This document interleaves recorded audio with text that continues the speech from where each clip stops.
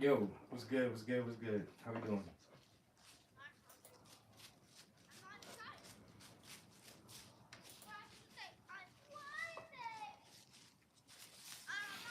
Yeah, we are currently live and in the building. And you know what? It's a beautiful day. It is such a beautiful day.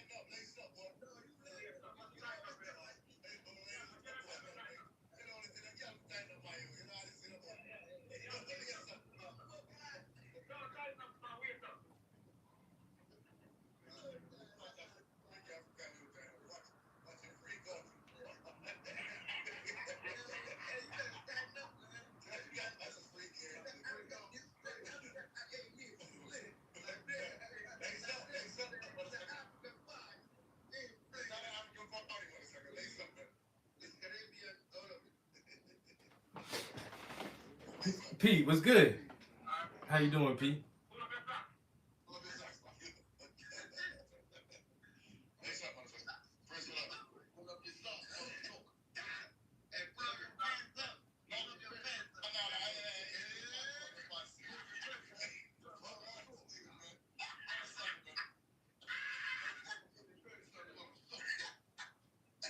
Shouldn't have bet. You shouldn't have bet on her, bro.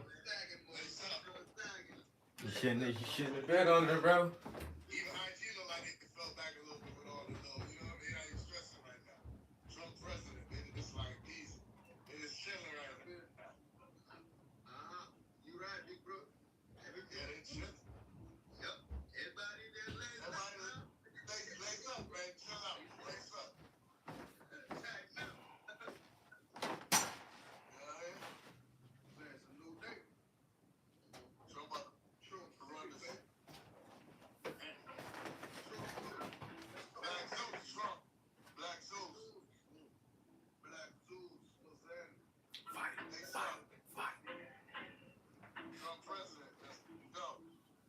Nah, there was over like $500 million online for this election. There is a couple of betting apps, and people was putting mad bread up, mad bread. Yo, this was a big gamble for a lot of people. That's how I already knew, cause in the betting on the betting app, yo, people had Trump at like 67% over Kamala, yo. They had Trump like 67, Kamala like 42. I was like, God damn. I'm watching my homeboys. These are all music artists, but I'm gonna hop out and do our own little live stream. Breaking news: Kamala Harris finally calls Trump to congratulate him on his massive victory. Go ahead and just concede, woman. Man, we got Elon Musk up in there, bro. We got everybody up in the White House. This shit about to be boob. I think what was a really big push, that Joe Rogan episode, yo. He went on. He sat down with Joe Rogan for 3 hours, and Kamala would not do that shit. She would. JD Vance sat down with Rogan for 3 hours. Come talk to us. Joe Rogan is the biggest podcast in America. The biggest podcast in America. America listens to Joe Rogan. Come sit down and talk to America, talk to the country, talk to all of us. And like a honest, open, just who are you? And she would not do that.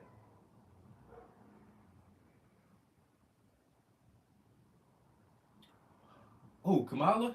Nah, he already invited her, and she gave stipulations. He said, come to my studio and let's chat. So Trump came to the studio in Texas and sat down and chatted with him. Vance came to the studio in Texas and just sat down and chatted with him. Harris said, oh, well, I'll do your podcast, but you have to come to me. And we know you do like 2.5, 3 hours. We're not going to do that. I'll give you 45 minutes to an hour. And that's all I can do. You got to come to me and I'll give you maybe an hour. And Rogan was like, nah, that's not fair. I don't do that for any of my guests. You need to be here in the studio and let's just have a conversation. Let's just talk. Oh, yeah, she'll concede. She has to. She has no choice.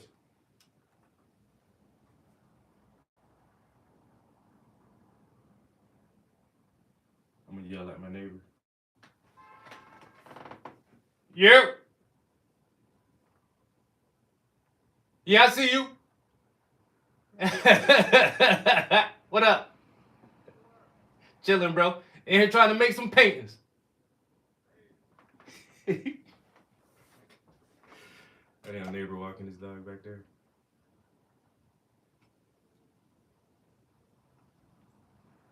He always get on me because I don't never come outside. He's like, bro, you only come outside to cut your grass. Yeah, you're not wrong about that. You're not wrong. I don't be outside though.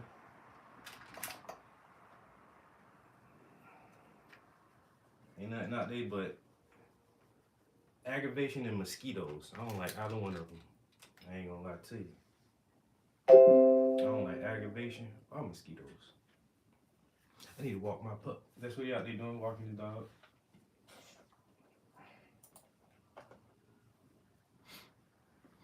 Walking the dog, walking the dog.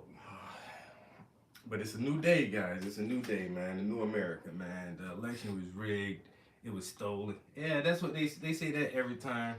The first time Trump was president, it was because it was Russian collusion and the Russians helped him get in and all that shit. Y'all remember that? Y'all remember they said he stole the election the first time and it was rigged because the Russians.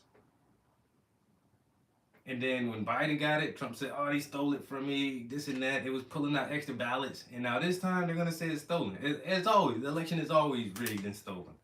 Let somebody else tell it. Let the losing side tell it. Yo, what up, bro? Hey, we ain't chatted in a minute. How you doing, man? Yeah, you let the losing side tell it. The other side always steal the election. Every time. But it is what it is. You know what I'm saying? It is what it is. Ah, that's old, bro. I did that when it first happened. We're working on this now. I just got it up in here trying to celebrate a little bit. Trying to celebrate our little victory. But we've been working on the Whisper series for a couple of months. So we got that one. The more recent one is done. This one isn't even varnished yet. So I do got to get around to varnishing that one. Got this one on the canvas. And we got some blanks. 1, 2, 3, 4, 5 more canvases that don't even have paint on it, just sketched up. But 2 of those canvases are for the Whisper series as well. I'm really enjoying this, yo. Yeah, so that's the whole theme with this is just like really simple stencil backgrounds and just 2 people sharing a secret between each other. And so now the viewer gets to create a narrative and try to come up with a story for what they're seeing or the information being translated here. And so we all get to make a little story for each one of these paintings. I think it's kind of cool. So this would be my my main series for the next few months is the Whisper.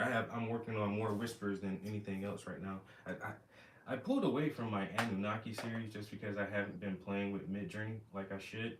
And I actually have a subscription to Midjourney, so I definitely need to actually get back on there and try to generate some more images for this other series that I've been working on.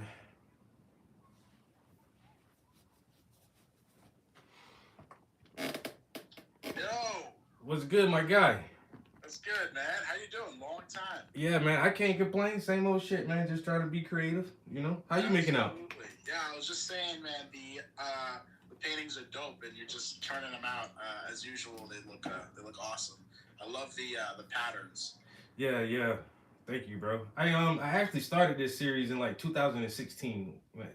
No, I remember actually seeing a few of those. Yeah, the older The one from last time I was in town. yeah, Right. years and years ago, and then I kind of Yeah. like tucked the idea away and haven't worked on it in a long time. So last year I started photographing for this series again, and like I'm just having fun with it. So we're gonna like push a couple of these out for the next couple of months, and hope Love that. everybody else likes it. And I love the concept of the Whisper series as far as just like kind of the commentary and the engagement that Yeah, yeah. the viewer gets to kind of have. There's a lot of fun there. I like that. Yeah, I've tried to think of different ways to have the viewer more engaged with the art. And I don't know, I think this is a kind of simple, cool way to do it where you just make up your own story because we don't know what's being said. And when I photograph these, I purposely say literally whisper. I don't want to hear it either. So it's still fun for me because I don't even know what they're saying to each other. Right. So every time I do one, I'm a viewer myself trying to figure out like what the fuck did they just say? Yeah. Do you have a do you have like a running tab of what people come up with based on like I don't know if that makes sense, but No, I really don't ask people what they see in it. yeah. So that you know what that is a good question. I should probably ask to some viewers the next time I put them out on exhibit. Like, what do you think they're saying? And kind of Right. like, yeah, At the same time, though, it's interesting how flexible those comments are, and it's kind of it moves with the times, right? The last 2 days is a perfect example. Things be happening, but in any event, in a year from now, in a month from now, as the seasons change, as news and politics kind of evolve, the story. Exhibits will the commentary just moves along. Yeah, it would always evolve, and like you say, whatever in the zeitgeist of the populace right then, people will put that into their version of the story of what's being said in these pieces. Right. I never thought about it like that. Yeah. It's great because it's basically, I mean, it's timeless essentially. Yeah, yeah. That's one thing that I've always tried to focus on is like not being trendy. That's why this Trump painting is something I really don't do, because when really big events happen, artists try to jump on it and do, especially like when celebrities die. That's like one of my biggest examples. Soon as a celebrity dies, everybody wants to paint and draw them and put them on the back of a jean jacket and put them on shoes and all of this stuff. And it's like, I hate. Like it's only the first few people that hop on it make the quick buck, and then that's it. And then everybody else just did it just to do it because it was popular and trendy right then. And does that art add value to the world? Is it really going to convey a deeper message other than, oh, this happened and DMX died and I painted a picture of him? And it's no. So with this Trump thing, I looked at it as the first time in my lifetime where we saw a presidential assassination attempt live on fucking TV.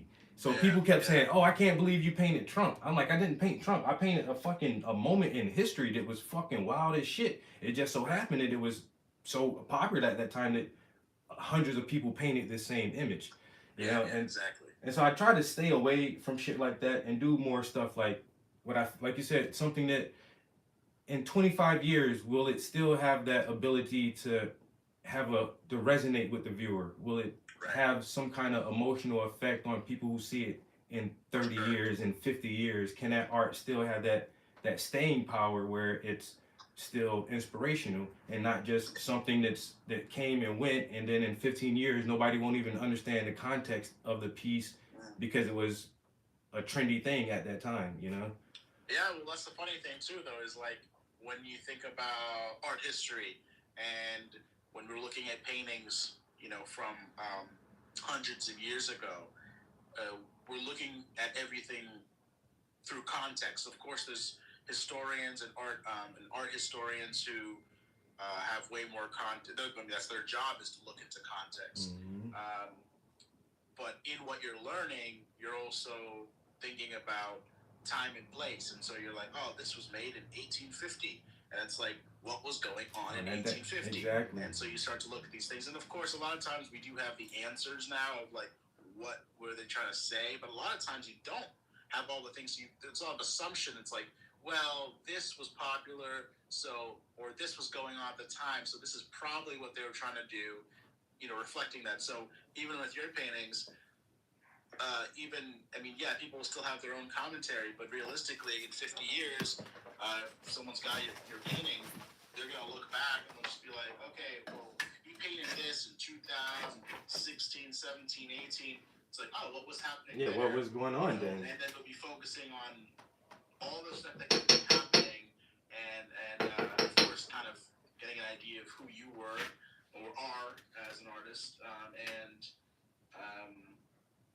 It's interesting. As I said, it's timeless. I really like the concept.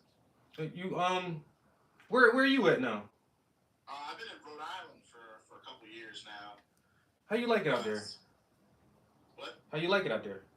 Good. I mean, this is where my mom's side of the family is all from. So okay. This is where I was before I moved to Scranton. For a couple of years after school, and things are all right, man. It's been quiet and peaceful over here. How does your art do out there in Rhode Island? What's that? How does your art do out there in Rhode Island? How does my heart? Yeah, man. That's, you know what? I'll tell you what. It's been pretty lonely over here. I'm like more in the country. I'm not like in a big city, and I don't have like most of the friends that I have or had were from school, and they're like 40-50 minutes away from me, so I don't see them often. So it's been kind of like very isolated over here, and so I've been contemplating, trying to figure out like what the next steps are, and I do think about going back to Scranton or at least the NEPA area kind of often, but it's still something that's not really certain in my head yet. Yeah. So yeah, I was trying to figure stuff out with design. I was doing some corporate graphic design, and it was soul sucking and stressful for no reason. I hear that shit about corporate art all the time. Lack of creativity, realistically, and then got laid off as there were tons of layoffs, and then I worked on a couple independent freelance projects. Again, more like digital design related, like app design projects, and then those sort of died down because funding and people just didn't have time or whatever. And then I got into something I've always been passionate about, but just never really pursued it, which was culinary, like food and work. So I'm working in a kitchen as a chef now at a golf club. Nice. And so that's been great, and I enjoyed doing this stuff. And so now I'm trying to figure out in the off season what my roles could look like in different. I have to go to a different restaurant or whatever, and then trying to figure out whether culinary school makes sense or doing something else. Well, you said you were doing corporate design and app building. Excuse me. Yeah, you're good. Do you think that this whole AI revolution will greatly limit more people getting into those fields? Maybe. I mean, I think maybe to some degree, but I think it's still hard to tell, or it's at least too soon for people to kind of really abandon ship. I say that because I think a lot of the conversation around the potential for AI really also depends on people's understanding of AI and how to actually use it. It's a tool, and so if you have someone that's for example, when we talk about like coding and that, you know, like building websites with code from scratch, AI, you know, you can hop on ChatGPT and you can ask it to basically write some basic code for you that could be applicable and can be used and it'll work. But, and so you could be someone who has no experience with code, and you could have ChatGPT write you some stuff, and you can apply it and it can actually work. In fact, you could probably fake it and get a client who just needs a simple website, and let's just say they didn't want to use like a template-based website, like they wanted it to be fully coded. You probably, if you spend enough hours trying to figure it out, you could probably get paid and actually put that up just using ChatGPT like as your resource or help.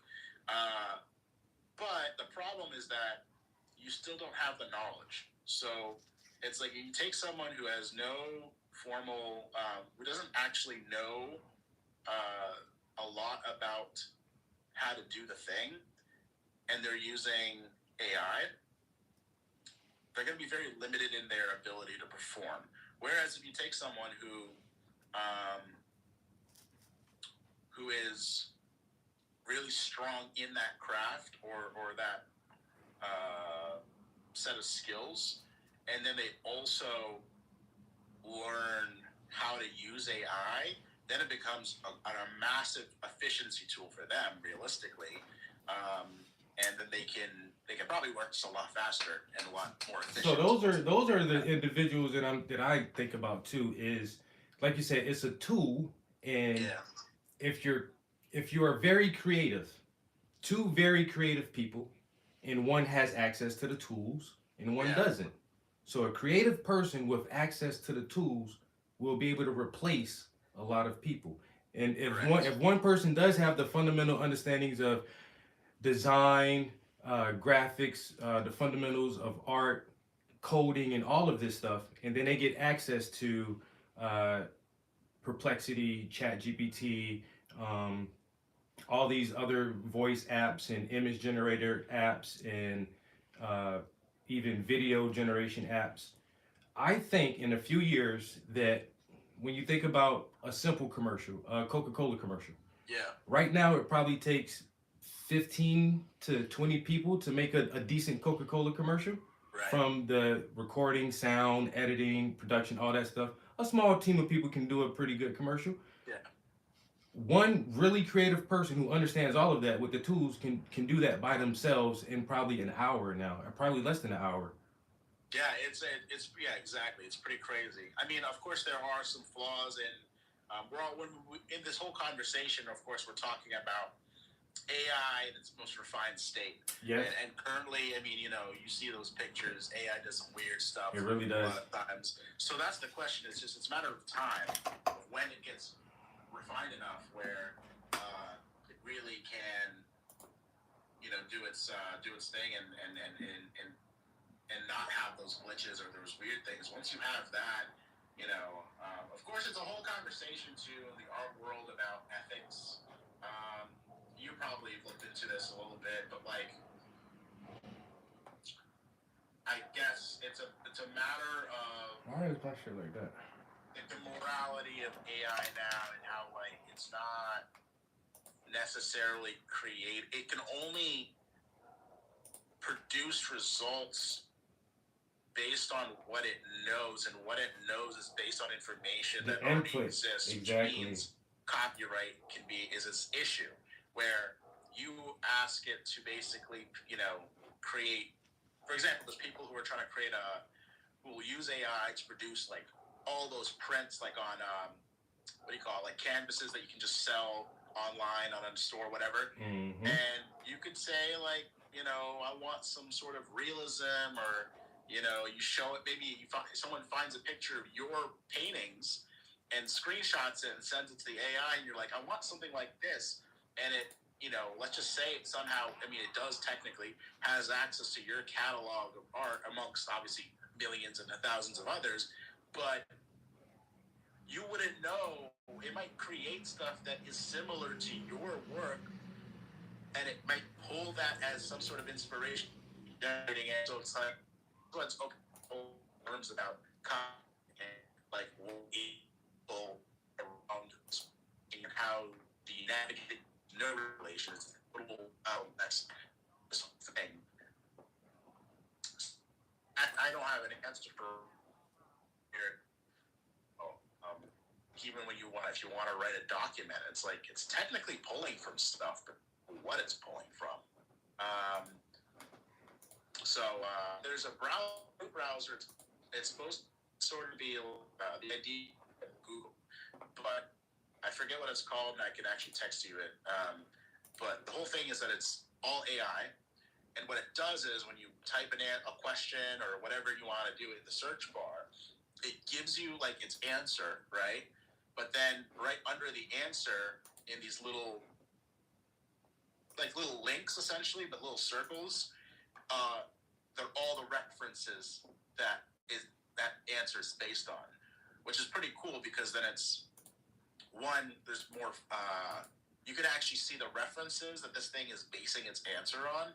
And then two, that technically, that's its way of also giving credit to the people that it essentially was able to harvest some thought or theory behind whatever answer it gave you, which kind of removes the issue some people might have about copyright, because it's like, oh, well, there's a link to my website, along with someone's answer. So, can't really complain if it's referencing you technically.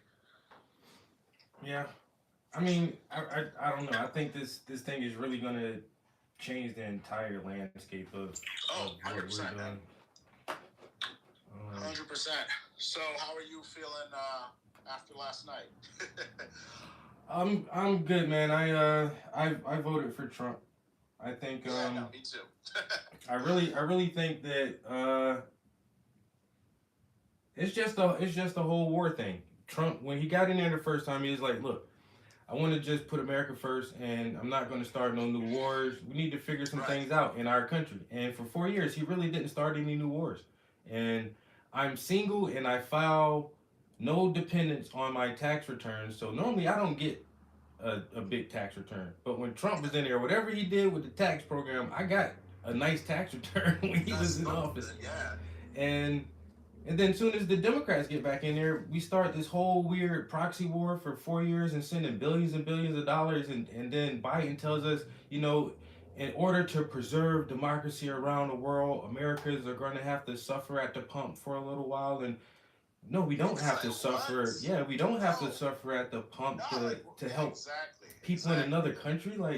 And then right before this whole thing, they made another deal for like $18 billion more, and it's like, you telling me we was in the Afghanistan war for 21 years. We spent trillions of dollars there. We only been in this war, this proxy war, for a few years. We've already spent hundreds of billions of dollars here. And y'all can never find some money for reparations somehow.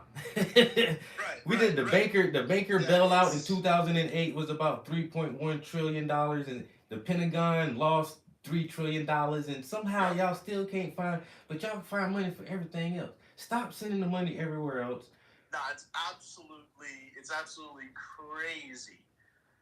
It's out of control, and it's one of those things that's like, it baffles me. Like, how do we still allow this to happen? Yeah. Like, how do we sit here and I have a letter from the IRS in my room telling me that I still got to pay them $2,000, and I'm like, you can't even account for trillions of dollars, but you want $2,000 from me, and you lost $2 trillion. Or else I get arrested, but you can't account for trillions of dollars. Like, that is. I mean, that is the epitome of corruption if I ever heard it. It's a farce. And I think both sides, both parties are susceptible. I think they're both susceptible to being controlled by the elitist corporate bankers. And I really think that Trump just fucked them up because they ain't know what to do with him. He's not a paid politician.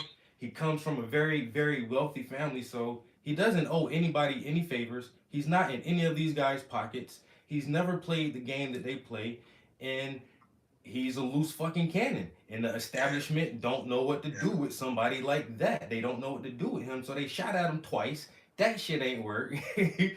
And we still said no. We need him to run the ship because he has better ideas. It's not better ideas. He's not a controlled puppet. He's not with the globalists. He's not about sending all our money everywhere. He's a New Yorker who loves America, and Yeah. I'd rather vote for somebody like that. And more so now is because of the team that he's assembled. It's not even him. He has young people on his team. JD Vance is not 45 years old yet. Tulsi Gabbard is not 45 years old yet. Right. Vivek Ramaswamy is not 45 years old yet. But these are very intelligent, successful people, and they're not warmongers. And he has RFK, who was a Democrat his entire life and just sees the Democratic Party as, I can't be a part of this anymore. And Yeah. so I think it's more about the team that he's assembled. Um, and the one of, if not the smartest man and the richest man in the world endorses this dude and backs him 100%. And it's like, I think there's a lot of, I think, and he admitted it himself. They asked Kamala Harris one time, what do you think you could have done better, or is there any mistakes you think you could have fixed? And she would not answer that question. When he was on Joe Rogan, he asked the question himself before Rogan did. He said, "You're probably going to ask me what I did wrong or what I could have changed," and he said, "I went in that shit blind. I'm not a politician. I went in there thinking that the people around me were good advisors." And he said, "I think what I did wrong was put bad people in Yeah. positions." And that's why halfway through I started Xing everybody out and trying to find my own people. And so Yeah. this time around, I think he's starting out with smart people already, and I think Yeah. that's Well, a bigger it looks benefit. far more like that this time, and yeah, I think what I learned about that whole process. I mean, yeah, he went in there blind, and he went in there trusting. What was happening too was the lobbyists, which are everywhere, and what was happening is that he was over time because there was all these reports. They were trying to make it sound negative. They're like, Trump kept firing his own cabinet members. It was this rotating thing, which sounds bad, but what we ended up finding out was he, over time, you'd find out that, someone in his cabinet was basically sort of tapped by a lobbyist, by some special interest group, because he didn't need all this money from other people. So essentially, lobbyists were basically finding the people that were in his cabinet and sort of working through them, and then he somehow was able to figure out. It became apparent that someone was kind of nudging him this way or that way, and I don't know how they, figured it out, but that's what kept happening is he would let go of these people who he knew were being, whatever, either paid by or just sort of nudged by some of these interest groups. So, yeah, I think it was a pretty tough go around. I don't think that Trump is perfect. I don't think anyone's perfect, No, obviously. hell no. And we'll see what happens. I hope that he can stick to his promises. But at the end of the day, I think a lot of the rhetoric from the left just they really effed up. And the funny thing, the crazy thing is, it wasn't even so much. I think that they could have. He said, "I'll watch this I think podcast." Kamala could have won if not even so much if she did specific things, but if they just didn't do specific things. For example, like Biden won this crazy percentage of the Muslim vote in the U.S. last time. That number dropped, not even half, less than half, 3/4 of it went away this time because they allowed on blast for 13 months. What do you call it? Just them bombing the crap out of people in Palestine, whatever. And it's like, whatever it is, how you feel about it is like, how did you expect to get the Muslim vote when you're doing that for 13 months and allowing it to be on TV nonstop? It's not a good look. So that's one thing that's just I don't understand how her campaign thought that was ever going to work. That's on top not a of good that, look. as like Ruby Roop say, yeah, the blaming the black man, and also just the calling all men essentially misogynistic and calling all men basically useless to this country and to people like that. That got people turned off real quick. At a certain point, you're just like, even if you wanted to be part of the Democratic Party or whatever, you can only go so far as a man or whatever until you're just like, yeah, I'm out of here. This is crazy. So, yeah, it's gonna be interesting, man. I thought this whole thing was gonna drag on for weeks. Like I thought it was gonna be that close, and I was sitting there at 2 a.m. and I'm like, oh, it's over. That's it. Yeah. I absolutely feared the propaganda machine. I mean, they went super hard for the last 12 months, like Trump bad, Trump bad, Trump bad. Oh, No yeah. matter what you see, like this man could do nothing right. There was never anything positive about him on any news, or you had to go to a damn near far right news site to just hear anything positive about him. Just everything was like Trump bad, Trump bad, Trump. And it's like people really believe. I mean, the propaganda was in full force, and they did a very excellent job at it. And I was nervous. I was like, "Yo, people are buying this stuff wholeheartedly." Yeah, I wasn't sure what was gonna happen. Actually, to be honest, I was following. There was this video that came out 2 months. I'm gonna pause real quick. 1 second. This stream, Instagram, and YouTube are for entertainment purposes only. We are not professionals. We do not hold any degrees or certifications in any field, so we do not give out any advice whatsoever, whether it be political, religious, scientific, medical, or otherwise. Please do not believe anything we say at all. If you think anything we say is true, I advise you to do your own research and figure things out for yourself, because we are wrong and we're just doing this for fun. This stream is for entertainment purposes only. Do not take anything we say seriously or literally, because altogether this stream is for entertainment purposes only. Now we can continue, just in case they try to hit us with the bullshit down the line. Oh yeah, I love it. Yeah, it's crazy. I didn't know what to think. I had this feeling that he was going to win, but I was kind of, it was just like almost like superstitiously, like if I believe it, then it won't happen. So I was just like sitting there, just seeing stuff happen. Yeah. Well, I don't know. I think I think this election was big enough to bring a lot of non-voters out. A lot of people have been disenfranchised with this system for a while, and just a lot of people feel I don't want to vote for the lesser of two evils, or does my vote really count, and all this shit like that. And I was absolutely that person. I haven't voted in 20 years, but I don't know. I felt like this time, this is a very pivotal moment in this country's history. We're teetering on a very slippery slope with all of these proxy wars. China still wants Taiwan. We don't want China to have Taiwan. Oil producing nations are ganging up and saying they're going to get off the petrodollar. Like shit is not cool everywhere right now, and we don't need all these global conflicts and the globalists having control over our president right now. We just don't need it, yo. Yeah, no, that's right. I mean, I think a lot of people feel the same, and clearly this showed it. I mean, it was a wild turnout.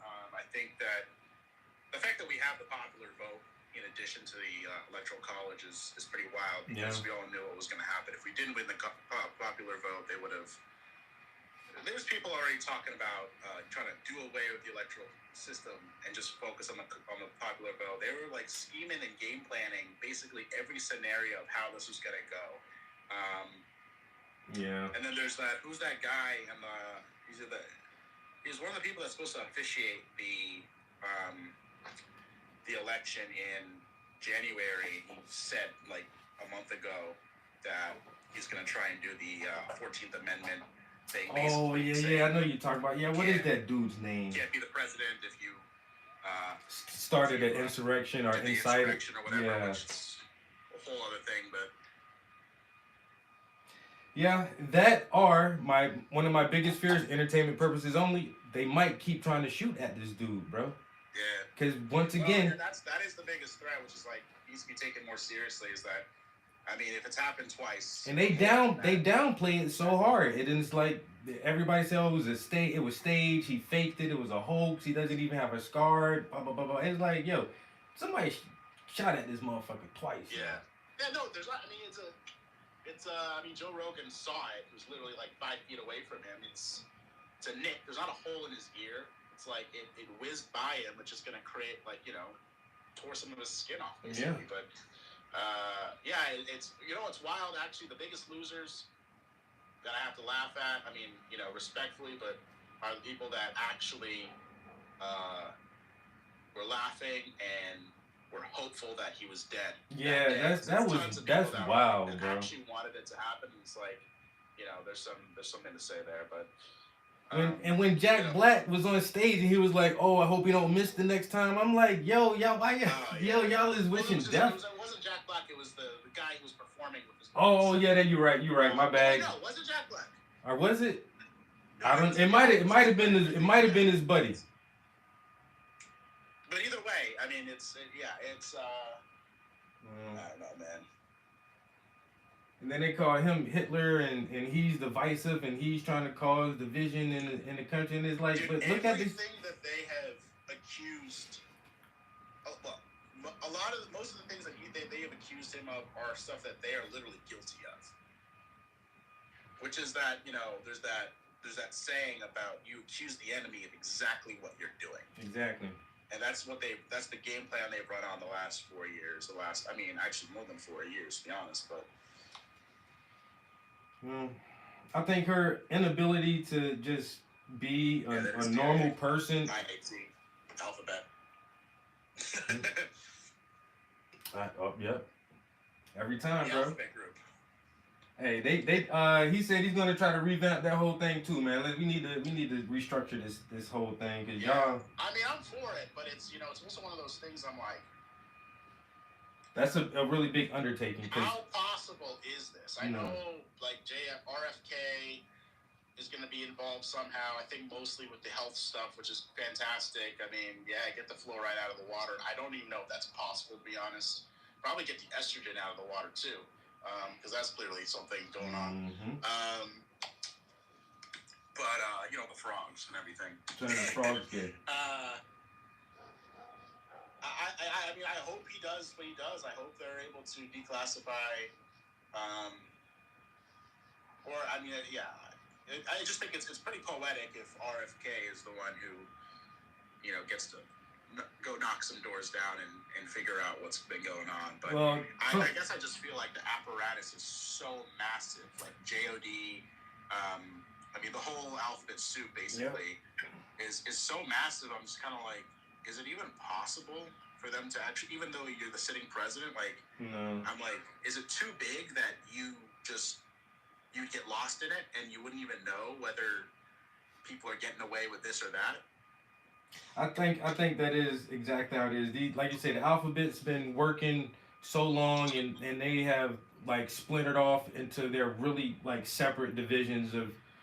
They don't barely communicate with each other like they should, because they're their own little fucking gangs. And like you say, they've been established and functioning so long, it's almost impossible to like really tear down the whole structure and rebuild it. But you can get some of the top motherfuckers out there, man. Hey, y'all need to leave, man. You've been here too long doing the same bullshit for 15, 20 years, man. Get your ass up out of here. Are you talking about? You say, did Kamala respond yet? Are you talking about her what do you call it?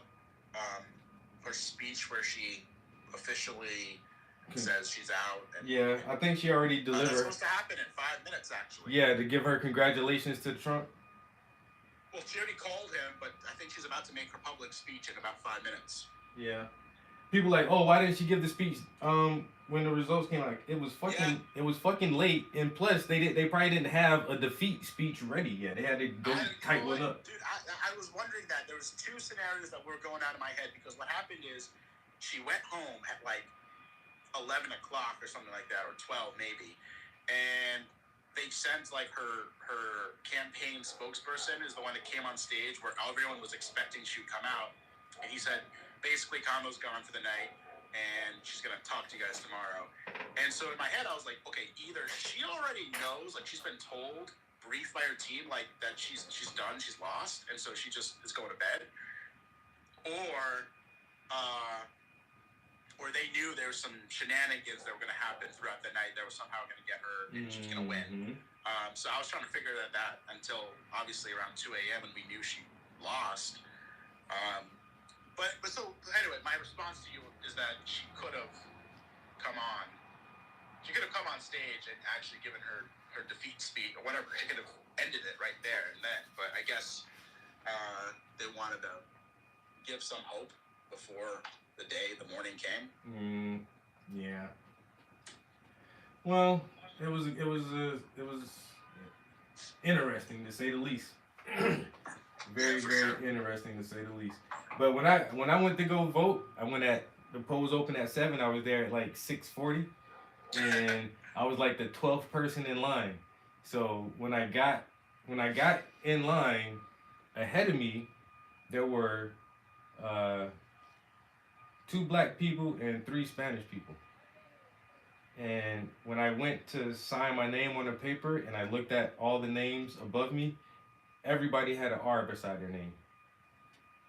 So I was like, even people of color are turning Republicans, yo. Like, the Democrats are hemorrhaging everybody left and right because we don't believe you. There was a turnout, but I was kind of confused because I saw that post that showed the percentage of different demographics that voted, and it was like, like something crazy. It was like 75% white men voted for Trump, and then it was like close to that, white women voted for Trump, and then it was the exact reverse for black men and women. So it was like 80% black women voted for her, or blue, and it's kind of something similar with the black men. So so it was like the 2020. It was only like 20% on the for them. But so that was confusing for me because I thought that there would be a bigger turnout. Yeah. Unless there's been even less of a turnout in the past. That probably could be the case too. But the feeling was just that, like, I mean, the Hispanic or the Latino, that did not surprise me. I knew that was happening. That was going to happen. But I just expected that, I don't know, I saw a lot of posts of just, I don't know, black Americans that just made it look like it seemed like there's going to be like maybe 40% were just going to come out and vote for him. I don't know. I thought it would have been more.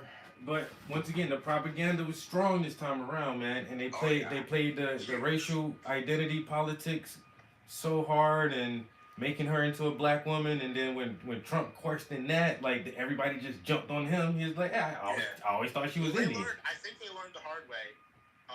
So the identity politics thing really, really took off when Bernie was running. And it was actually, this is how it actually backfired on the Democrats, because basically Hillary Clinton was up against Bernie Sanders, and she was, I don't know, they needed to figure out how to get over Bernie, essentially. And so Bernie was left, obviously. And so what their team or their campaign decided to do is they went through identity politics, but then they also positioned themselves they tried to position themselves as more extreme left than Bernie, which made it seem like which was like way too extreme, essentially. And so that just, I don't know, that just opened the thing up for her and if Clinton, Obama, Kamala, this whole thing, segment, Joe, to be way too extreme. And I think that obviously that clearly backfired because Americans just in general are not that extreme on any topic. No matter what demographic, it's just like, come on, bro. Give me some good policies. I don't care what you look like. Yeah. No, people are just thinking with common sense. People care about being able to afford simple things, being able to have a family, raise a family, have kids, be safe, like have opportunities that they need to do and have an economy that's growing. It's just very simple, basic things. And of course, just general freedom. Nobody wants, that's part of what most men ended up voting for, I think, is a lot of people saw that there's this overreaching government this unnecessarily overreaching government that's striving for more control, and nobody wants that. No, we don't. I want to be able to. I'm about to tune. I gotta head out. All right, man. So good to see you. Yes, and, sir. I'm gonna be in PA most likely actually around Christmas time, so I'll have to link up with you. Yeah. Hit me up when you're in the area, bro. Absolutely. I'll catch you later, man. Good talking to you. Appreciate it, man. Talk to you later. Peace.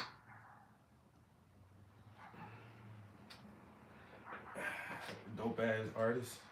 You know what I'm saying? Nothing but fucking dope ass art buddies around here. That's all I do. They probably need some time for decompression. That was a hard loss. Too much hate in this country towards women and people of color. Just the country we live in. It's a sad state. They call us the United States. Doesn't feel too united to me today. I see you use a glass panel for a painting. What is the advantage in doing that? You inspired me to start my own YouTube channel too.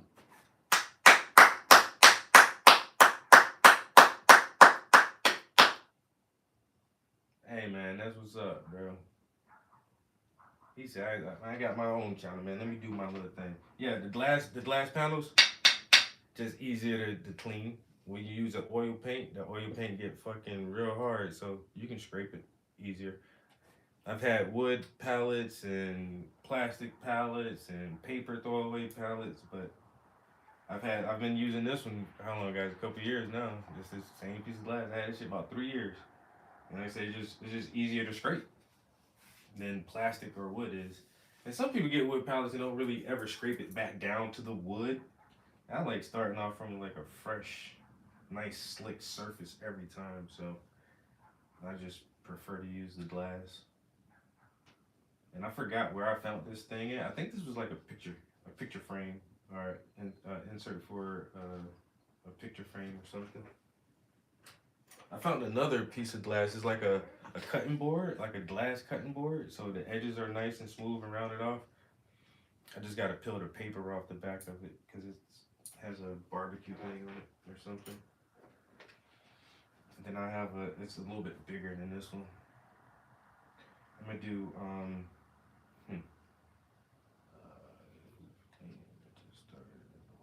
Man, it's very new experience, so different for watercolor. Trying to learn that fat over lean business. It take a little while to get fat over lean. You gotta let it dry, man. So you do wet on wet. So how I blend my paintings, if you see, I put a lot of paint in different areas and try to find the tonal spaces and then like blend it together. So that's kind of like wet on wet, and I'll come back and do a little bit more, and then I'll let it dry to the lean state, and then come back and do paint on top of it. So this is lean right now because I already did my underpainting. And so yeah, fat over lean, man. Fat over lean, man. Let it dry a little bit, man. Wet on wet is what Bob Ross. You see a Bob Ross painting. That's a very heavy wet on wet technique. He don't let none of his paint dry before he apply more paint to the canvas. He don't let that shit dry.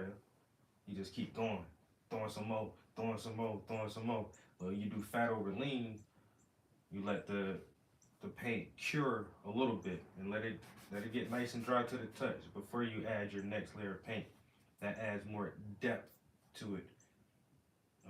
Because if you layer it right, you'll start seeing one layer through the next layer, and like I said, it gives more roundness and more depth to the piece.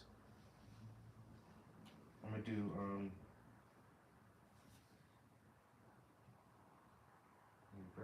See, I'm gonna have to add some more paint to this palette already.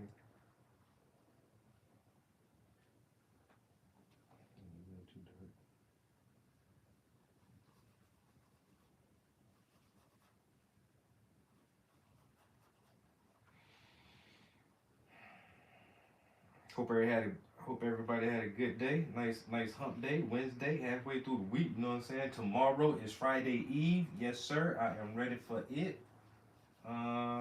Yeah, one of my models that I recently photographed, I met her at the local museum. I was doing a family workshop at the museum, and she brought her daughter there. Her daughter's a really good artist, and we just got to chatting a little bit, and because she's a teacher, she's a middle school teacher, and so after signing her daughter up for my workshop, she was like, "Hey, can you do this with some of my students at my school?"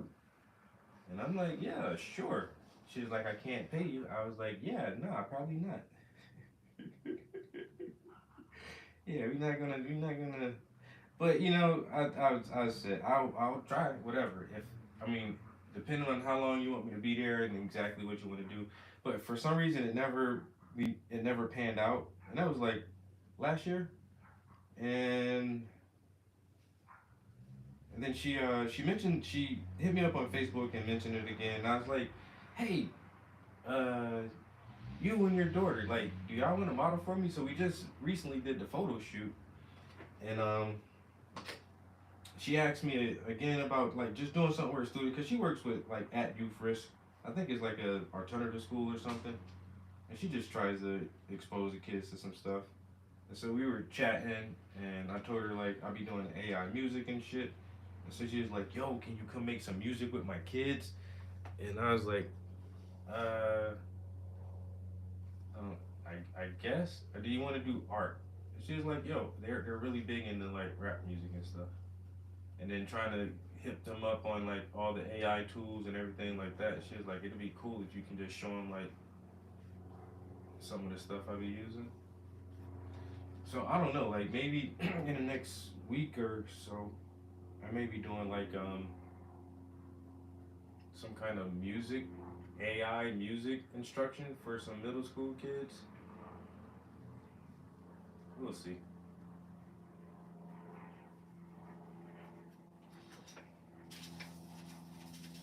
Seems like it'll be fun.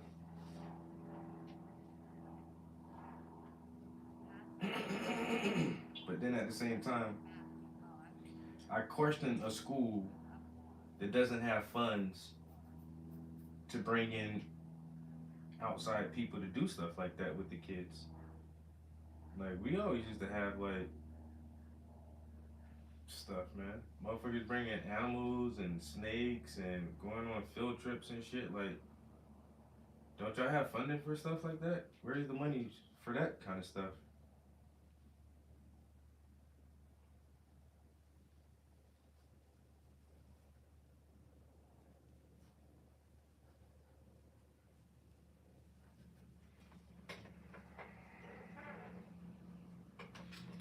But anyway, I don't know. Sometimes, years and years and years ago, I would definitely say, hell no, I'm not doing that shit for free.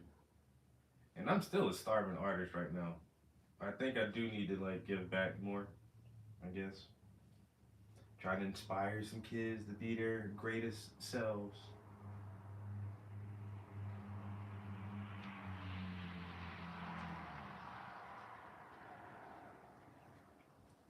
Hmm.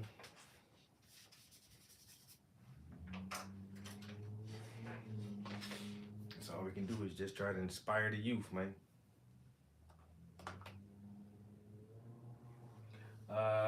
Sweet, do pay tutorials for the rest of this. I was thinking about making some music. Just wonder where to start. Making those tracks seems wild. Nah, that shit easy as hell, bro.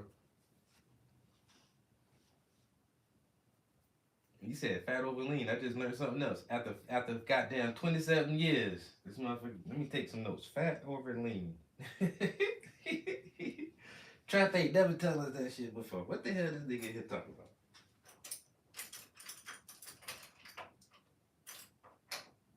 But man, you say you coming from watercolors. Yo, watercolor is the hardest shit to work with. You fuck up on water, you can't fix a watercolor painting, man. You can't just easily correct that shit, bro. You know, I fuck my shit up. I'd let that bitch dry and just paint right over that shit. Watercolor, that shit be so see through, man. You get a little splash of splotch somewhere you don't want that shit to be. You can't paint over that shit good enough sometimes. Nah, I'm good, man. I make too many mistakes and fuck ups. I need I need more leniency than that. I need more wiggle room than what watercolors offer. watercolor offers very, very little wiggle room for you. Very little. You fuck it up too, you can't fix that shit, man. Start over. No, all the way over from scratch, bro. Start over from scratch, man. I ain't trying to feel all that shit, bro.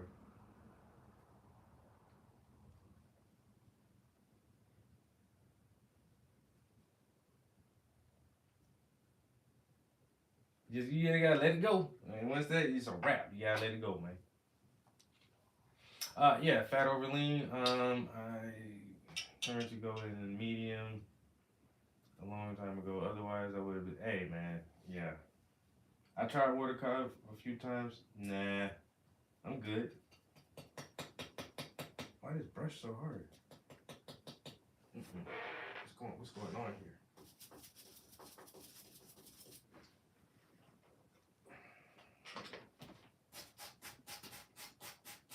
I'm gonna have to have you loosen up a little bit, buddy.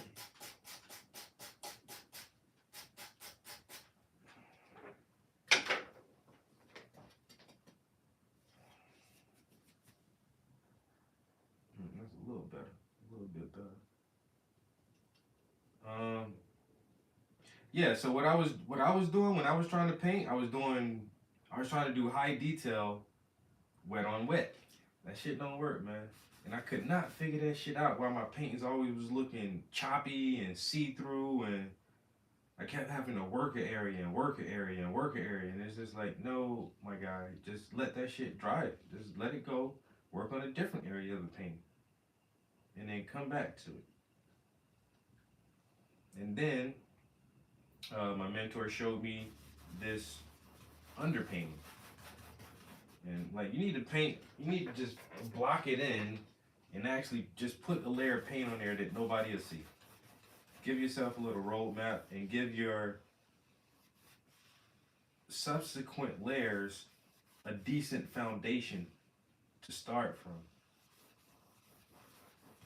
So he said you always want to do an underpainting, and that's why you feel the need to constantly work and work and work an area, because you're trying to paint on a white canvas and you can see through your paint. It's like tone your canvas, do an underpainting,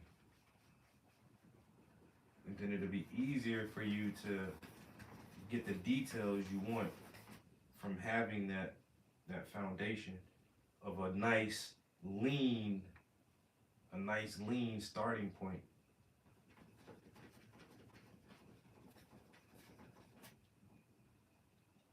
I need more of that too. I'm trying to put very little colors on here at a time because I've been so wasteful with these paints lately.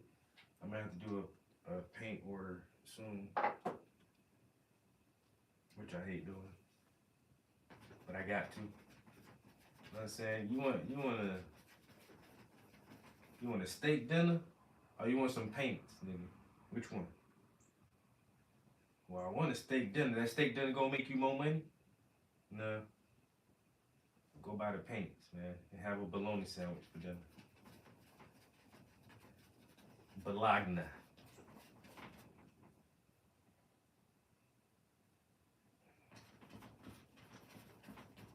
Bologna.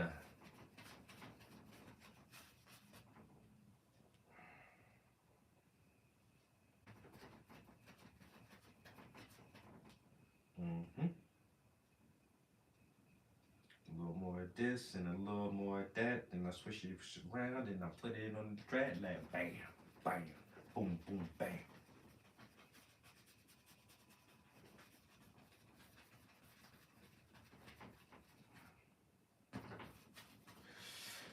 All right.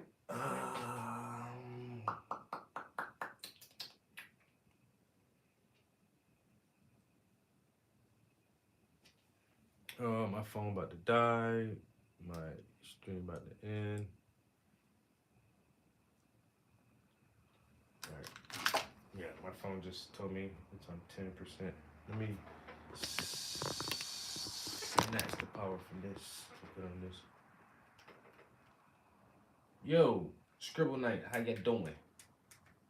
How often do I replace my brushes and stuff? I try to just keep shit on stockpile. More more so over the last few years, I really try to take care of my brushes more because you can spend a couple $100s on brushes a year if you just fuck them up for no reason. So yeah, uh,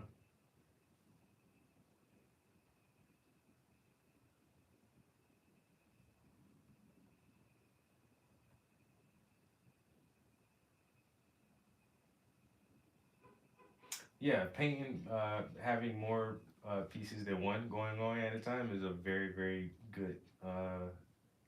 It's just a very good tactic to make a lot of art. I am somewhat self-taught. I never went to school, but my mentor is a fucking master artist. So I basically had beyond a college level or a university level art course for 2 years. 'Cause like I say, my mentor is just a fucking master artist. Um,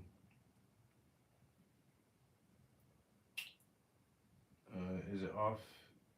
Is it often, or do you have things you use for years? And I have a couple of brushes and shit that I've had for years. I actually still have my very first. This is the very first palette knife that I bought when I first started painting in 2009. I still have this same brush. It came from my Bob Ross starter paint set, and I still have a few things from 2009. My Bob Ross kit. This is what got me started painting, and I still got it. So, but I don't buy Bob Ross stuff anymore after you realize that his family doesn't make any earnings off of those. They those people stole his name. So yeah, I love Bob Ross. Fuck Bob Ross art supplies though. Fuck that shit.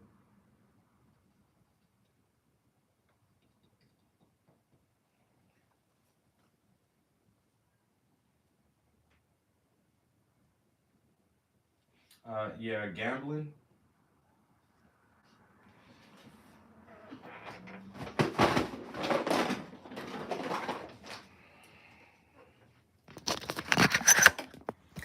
So I have two paints. Um. Oh, shit! I think I just broke that. So I use Winsor Newton, all these Winsor Newton colors, and then I use gambling, gambling, and the same thing mostly here is gambling, gambling, gambling, gambling, uh, gambling. Where's some gambling? But then we have Winsor and Newton colors in here. So these are my two go-to paints: is Winsor and Newton, and the gambling. These gambling is a really, really, really good paint, but also Winsor and Newton also has really good colors too. All right, gambling is a little more expensive, but you're definitely gonna see the quality in the paint, bro. You know, it's lush. It's very, very lush, and you get what you pay for. So how I do my paintings, my underpaintings are the really good paint, but less expensive. So I use these big tubes to do the blocking in portion of the painting. And for the final layers of detailing, I use the good stuff. But then I know a couple of people who use this. And so this is the first time I ever bought a tube of Rembrandt just to try it.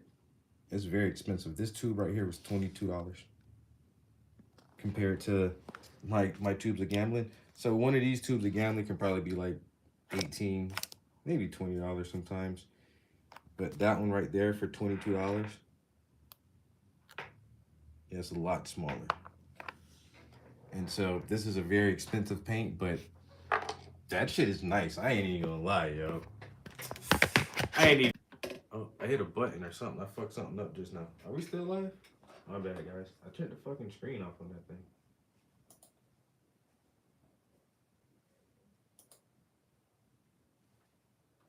Uh-oh.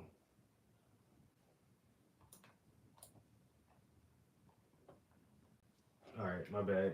Yeah, trying to put the iPad back on the holder, I turned the screen off by accident. Because my thumbs are fat.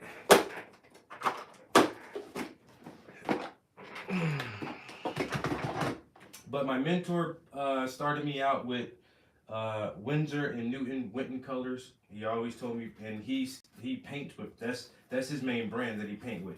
And like I say, he's a fucking master. He's a master artist, and he uses those paints. And he says he likes them because they're cheap and they're really good. And but the first time I met one of my favorite artists in person, and I saw the paints that he was using Gamblin paints. And I asked him, is that his go-to brand? And he said, yeah. So I was like, well, I'm gonna try that shit.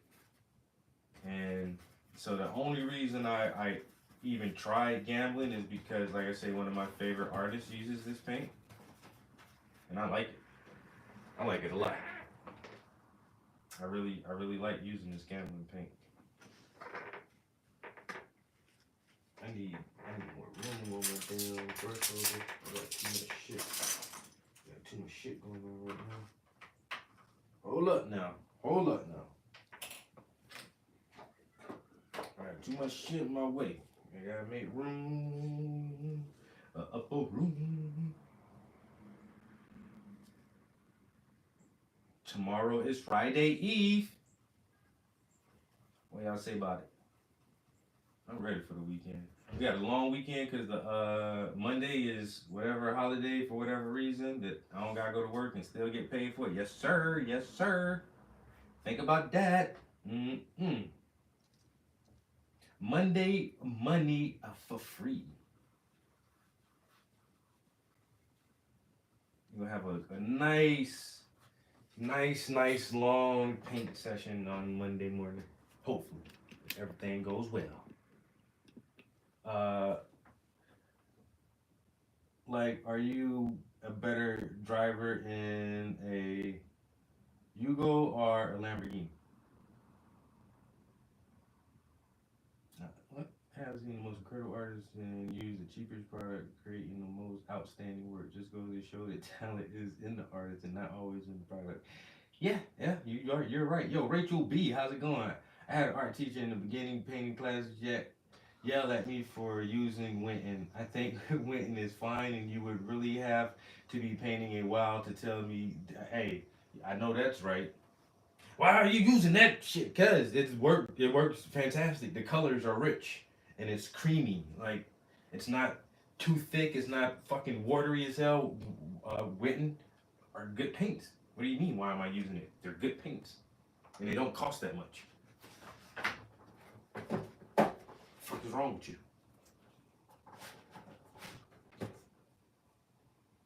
People are weird, man, and so particular about shit. Anybody I've ever given advice to, I just say, hey, this is how I do it. I'm gonna show you how I do it. You take that shit, you make it your own, you run with it, and you do whatever. My mentor, this motherfucker ain't really like how I paint for a long time, yo. He said I blended too much. He said that shit. And I can see, like, the last time he said it, he had, like, the frustration. He's like, why do you blend so heavy? It's looking like you like airbrush. And I was sitting down and I looked at it, I was like, I don't know, I like it like that. He just like, I guess that's your style. And I was like, okay. And he never mentioned that he said you over blend, you're over blending. He's like, slow up on the blending a little bit, especially like on the underpainting. He's like, why are you blending so much on the underpainting? I was like, I don't know, I just like, he's like, you're overdoing it. You're blending way too much. He's like, you're losing most of your brush strokes. I was like, yeah, I don't want to see my brush strokes that much. He's just like, yo. Yeah, I frustrated the fuck out of his ass over this blending shit, bro. I swear to God, on everything I love, yo. He did not like that shit, yo. And then the fact that I do this, I put paint on the canvas and then blend. He's like, why are you blending on the canvas? Why don't you just mix your paints? Like, I don't know. to frustrate the hell out that man, yo.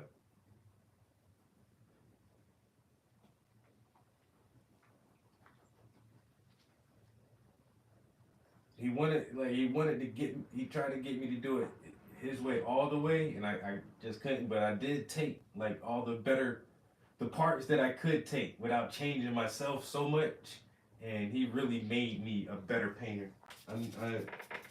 And every time I have any kind of accomplishment, I still call him to this day. Every time I be in the area, I hit him up like, bro, what you doing? Can I have a beer? Can we hang out for a little minute? And I just tell him like, you gave me something that nobody can take from me. You know, gave it to me for free. My mentor never charged me for his classes, yo, and he taught classes, and I sat in class with other people who were paying for class, and he never charged me. And he told me not to tell nobody too. He really told me, like, don't tell nobody. And I was like, well, that ain't fair. He was like, look, bro, paint. I want you to paint. If you keep painting, that's how you pay me. For me allowing you to take my class, I just want you to paint. And I can't let him down. You know, I can't let him down.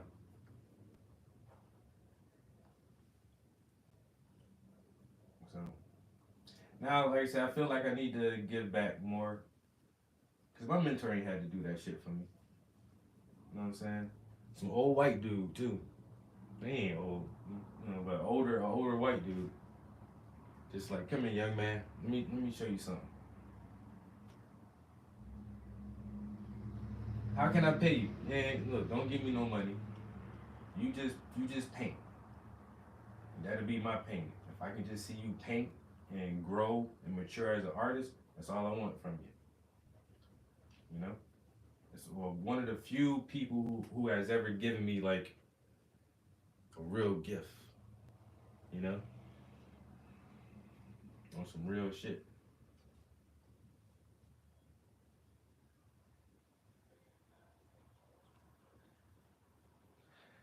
I know that's right, bro.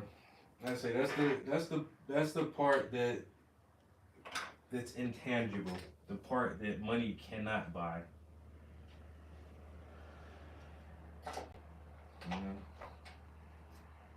know? Money can buy a lot of shit. I think money can buy happiness too. But at the same time, there's some fantastic shit in this world that'll make you feel amazing.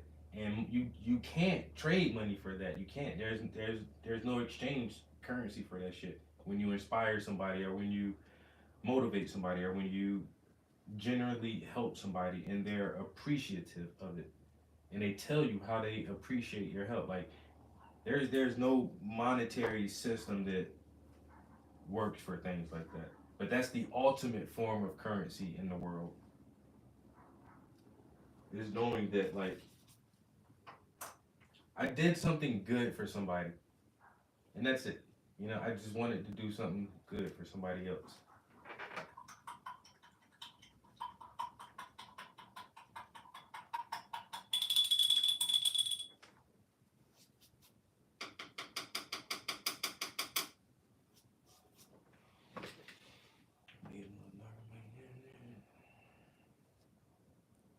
Hell yeah, there's enough for everybody, man.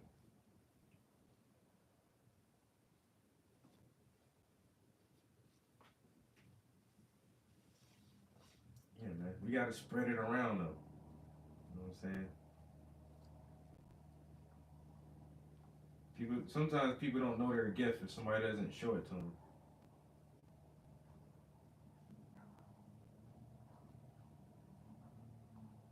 You gotta help people understand you're fucking amazing. Look at what you can do. Check you out. Hmm? All you need was somebody to say it one time. Look at that shit.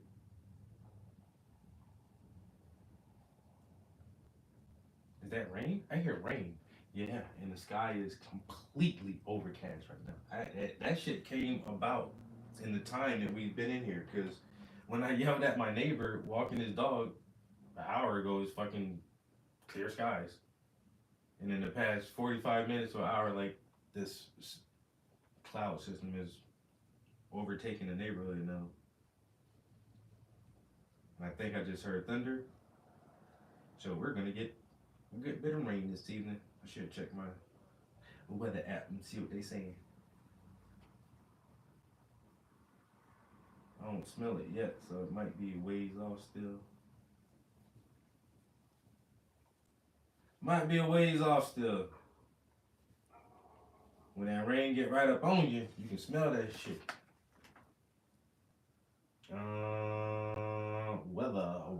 Weather.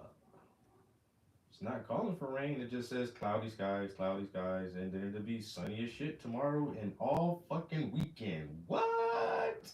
It's gonna be in the 60s all weekend. What? Yeah, but this is what I'm seeing right now outside. Cloud, like it's just fucking super cloudy. But they're saying that they're not rain clouds, so.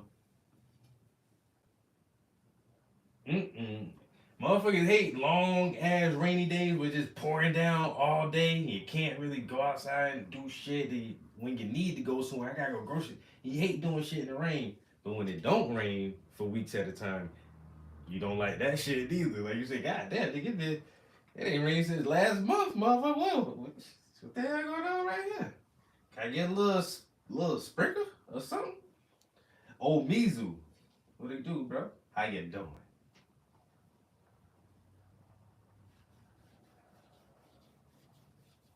Hump day? What day is it? Hump day? Hump day? Almost day, bro. Almost day. You know what I'm saying? I'm gonna go skipping into the weekend. Do do do do do do do do. Motherfucking shit. Cause it's been a little bit of a weird day today. On top of all the election shit, like I don't know, there's some weird shit going on at work. We're trying to onboard our new boss.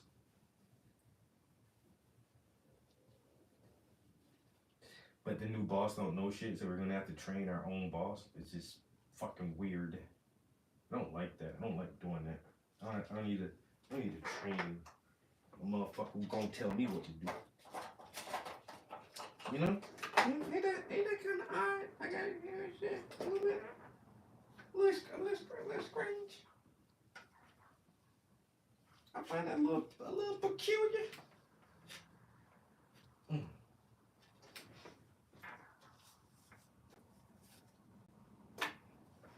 Tad bit, a smidget. You know? Do you even know what you're doing here? Why are you even here?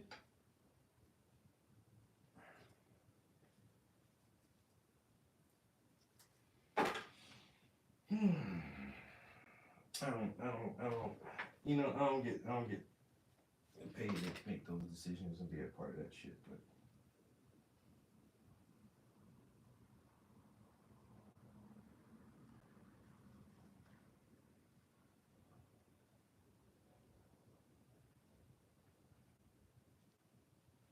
anyway,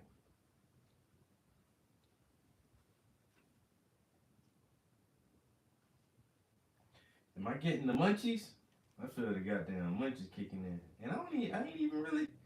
Since I've been on the stream with the homie, I ain't really, been smoking like that. I was chatting the whole time. But not a light lunch. I ate as much as I normally would, but it was fish. Fish don't fill you up for a long time. You know? Fish kind of light. Fish be kind of light on your stomach, man. That shit don't hold you down too long. That's why motherfuckers who eat only fish, they be eating all the time. And you eat like 7 times a day. Eat you a burger, you know what I'm saying? Get you a good burger in there, man. Some chops or something. You be alright eating all that damn fish. I had them 2 baby octopus. I ate all that shit like, I don't know. seafood don't be really filling me up like that.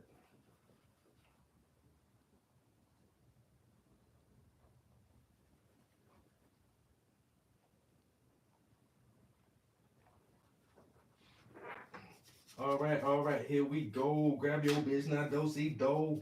Oh, my homie sent me some beats.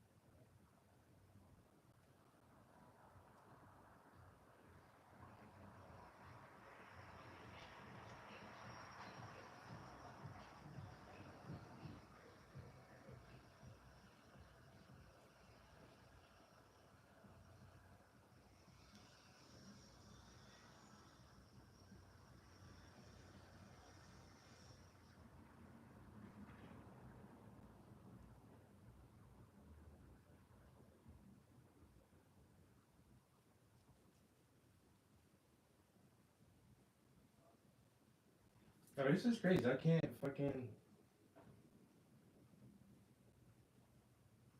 log into my Facebook on my computer right now. I don't know why it's doing this.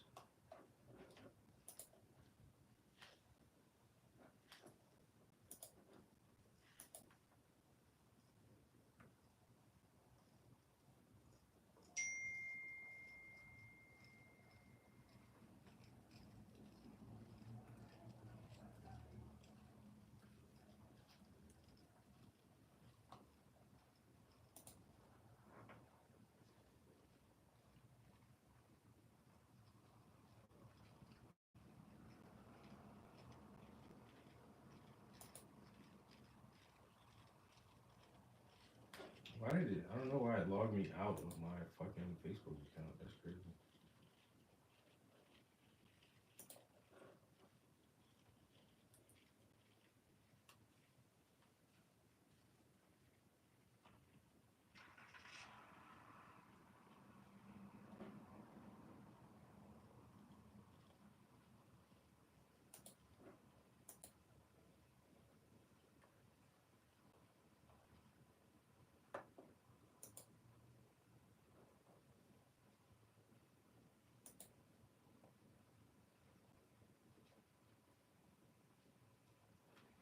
What the fuck is going on?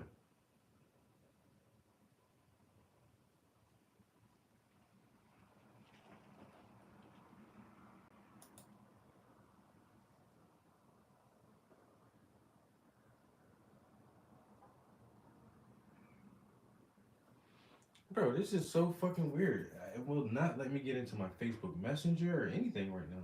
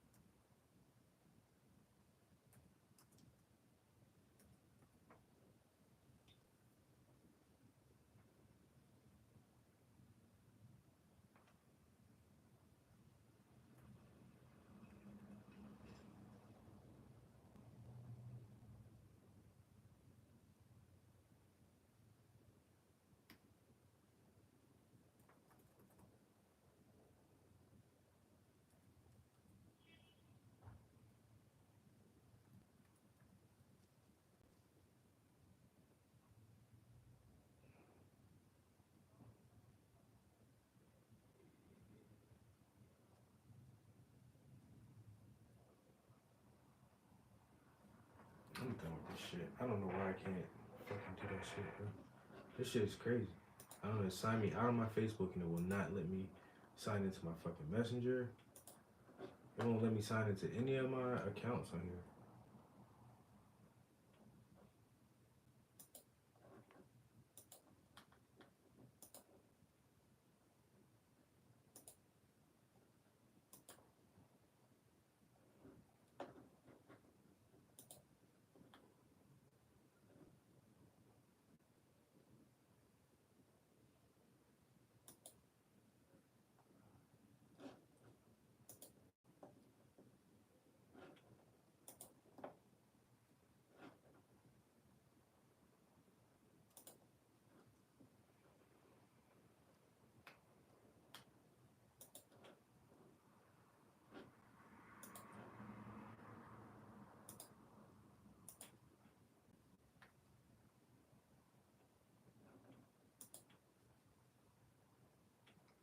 No, like I was saying, bro, it's making me like it's trying to make me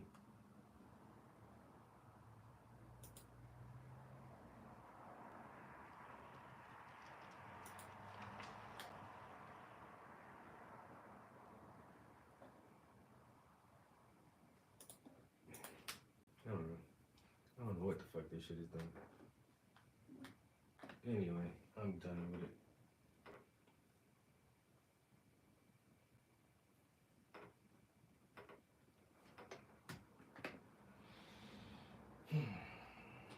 Nah, my homie sent me some new beats on Messenger, but it won't let me get in my Messenger.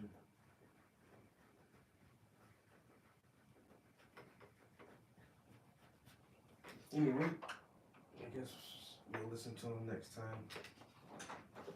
Whoa, stay calm. Everybody stay calm. Don't do that. Maybe not that one yet. Maybe this one.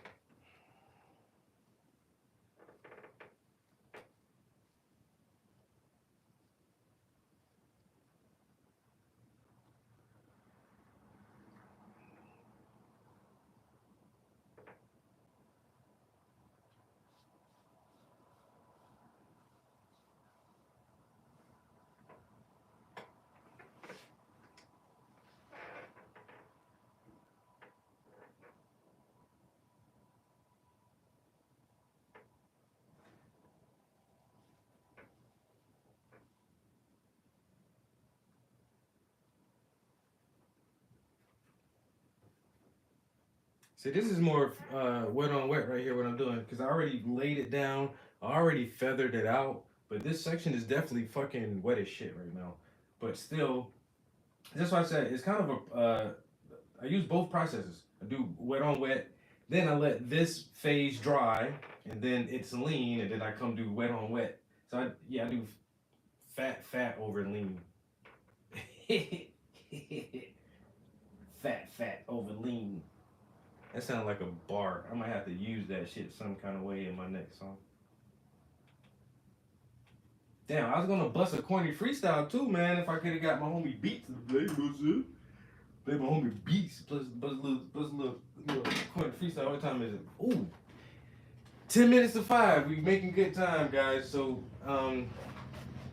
yeah, so we did this bright area of her chest where the sun is hitting her, and we're gonna get this arm pretty much feathered in, and then tomorrow evening we'll go back up and start working on the highlights on her face, and then moving over towards her hand.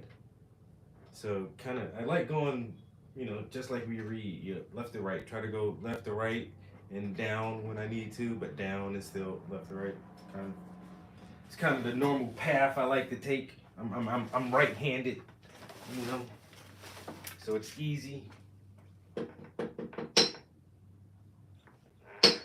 So I find that very easy for me.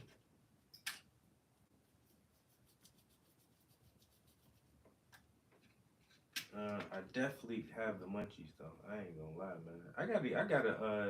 I gotta do a serious snack run just for the studio. I need to get me some granola and some gummy bears and Twizzlers and some Doritos and some.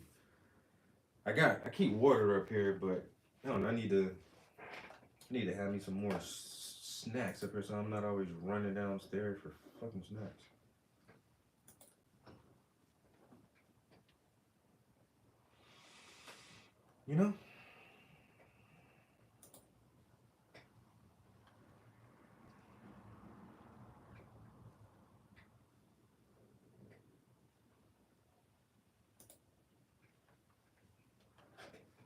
Yeah, even if it's all the way dry, that's the that's essentially still fat over lean.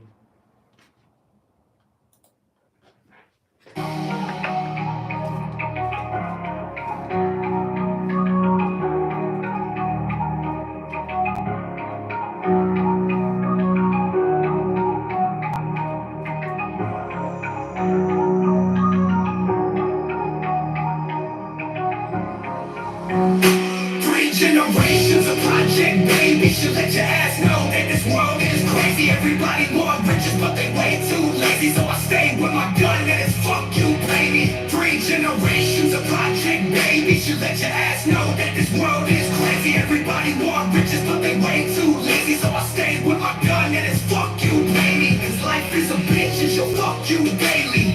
I ain't running from my death, so he don't chase me. My emotions stay mixed like my cousin Haley. Something like a pimp, so I know they hate me. I'm on that money sprint, so don't you race me. Talking behind my back, but you still can't face me. I stay with an axe and you know I blaze trees. Call myself Venom, so you cannot snake me. I hear he got cheese and he looking cakey. Confrontations in the dark and now he's looking shaky. A marksman when I spar, so I cannot waste these. I'll fuck up your cranium right where your face be. Yeah, I roll blunts, but I don't lace these.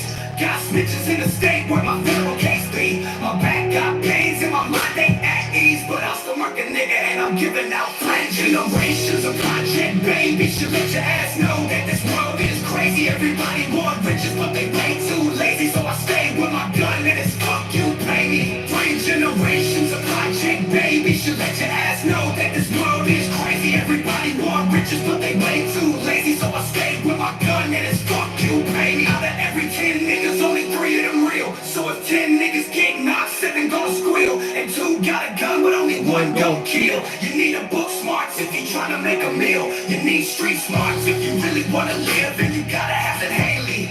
Something like a pimp, so I know they hate me. I'm on that money sprint, so don't you race me. Talking behind my back, but you still can't face me. I stay with an axe and you know I blaze trees. Call myself Venom, so you cannot snake me. I hear he got cheese and he looking cakey. Confrontations in the dark and now he's looking shaky. A marksman when I spar, so I cannot waste these. I'll fuck up your.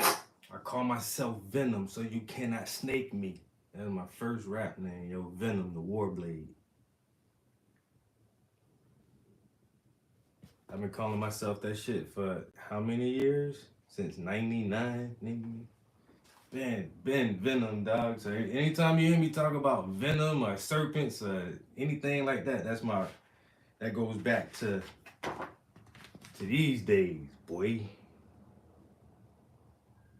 You don't know about that, man.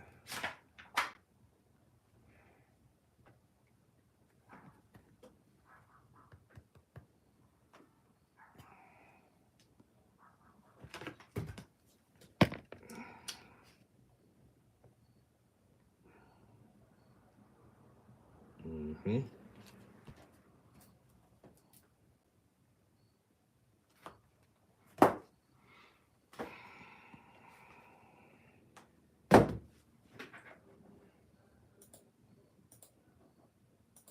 Myself Venom, so you cannot snake me. I hear he got cheese and he looking cakey. Confrontations in the dark and now he's looking shaky. A marksman when I spark, so I cannot waste these. I'll fuck up your cranium right where your face be. Yeah, I roll blunts, but I don't lace these.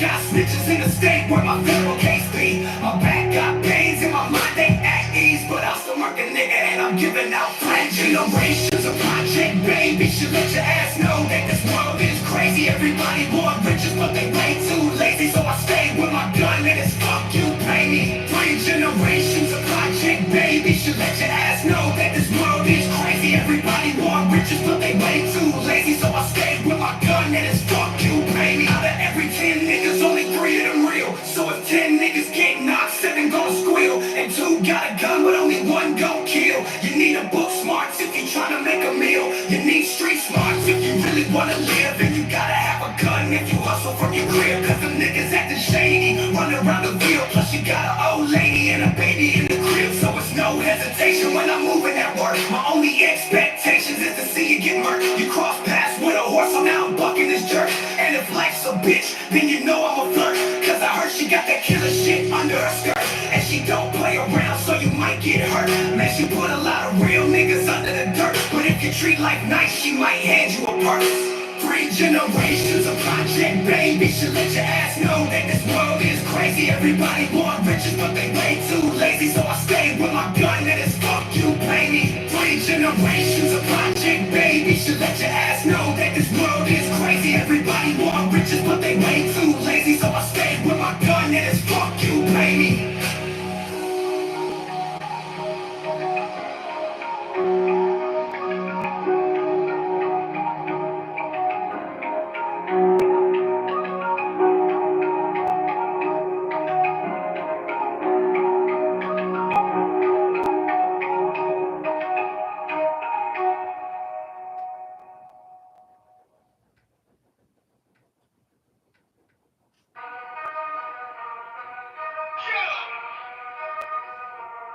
A black man's president, the gift and the curse now. Death is at the wheel and he won't slow the hearse down. When I step up in the club, you know I got the first round. I ran a couple. Yeah, I'm strong. Drink off. Hey, block that. Go, nigga say.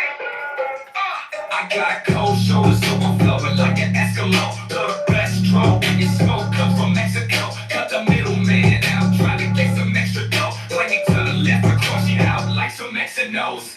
Tic-tac-toe, now let me know who's the next to go. Niggas act so tough, they ought to win a golden globe. But this ain't Hollywood, and shots won't do your body good. Anybody can body somebody in somebody's hood. And if you're smart enough to do it, then you probably could. Plus niggas break bread, cause they know I got the goods. Yeah, man, we got the boy guns, bills, and the crack. Hell yeah, all my niggas hustle and stay on the app. Gorilla Prince, trap house, man, we don't know how to act. You niggas say getting swept over like a barber. Spanish style, never borrow that. Only gotta slaughter that. And remember, 913 is where this shit started at. Yeah, I do it for the squad. Y'all do it for the team. Y'all do it for the. Yo. Hey, what's up, man?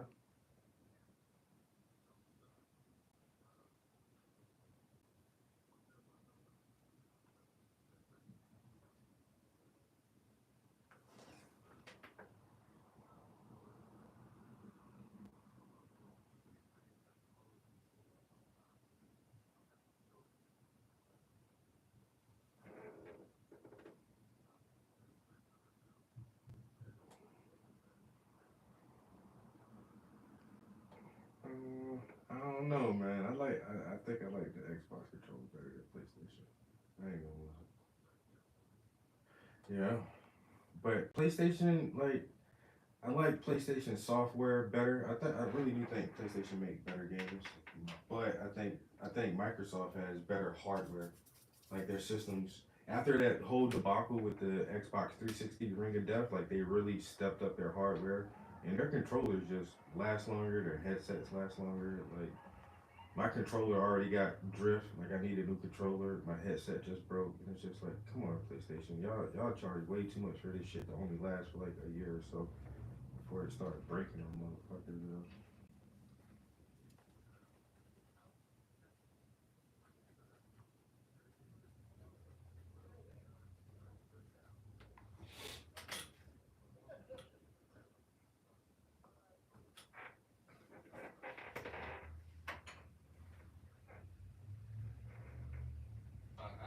I kinda like Xbox better, but so is PlayStation. It feels alright.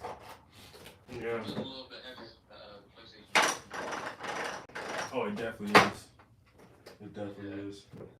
I can't imagine what like the Pro controller feels like with all the extra paddles on the back. Oh yeah. Yeah. Well, yeah, that's all I did today. What did you do? How was work and stuff? No, work was pretty normal. I had to go to the prison again today because one of our staff was out sick, and like we really don't like missing prison classes with the guys in there. So they just asked me if I can do prison today. So I did that, and that was like the only thing out of the ordinary at work. Everything else was just regular stuff, and but now, like I said, I did prison Tuesday. Then I did it today. Then I got prison in the morning, and I didn't have my after school program on Tuesday because election day, but we'll have that tomorrow. So I just prep for everything tomorrow. Pretty easy day.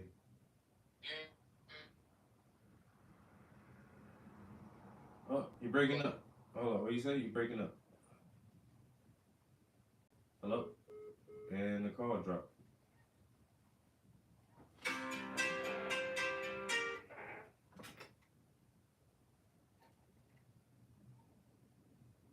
Hello?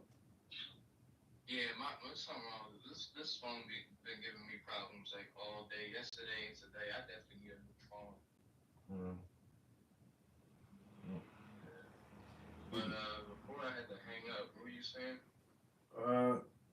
Yeah, no, it was just I said I've just had a pretty normal day at work. Not nothing too exciting. And then like always, I come straight home and hop in the studio. I've been in the studio for about 2 hours now. Okay. Trying to find a good stopping point. I'm starting to get hungry. Yeah. You already had made something before, or you gotta make something today to eat? No, I did meal prep on Sunday. I did everything on the grill though. I put some salmon steaks on the grill, then I did 2 New York strips and 4 hamburgers, and I grilled 2 little baby octopus and made some potato salad and mac and cheese and spinach. That's good. Yeah. Well, you wanna go ahead and eat that probably after the studio? Yeah, I'll probably have a burger tonight for dinner. Okay. What you got planned for Uh, Not much. Like I say, that after school program. Hello, hello, you hear me, Monty? Yeah, his phone is going crazy right now. That's my son.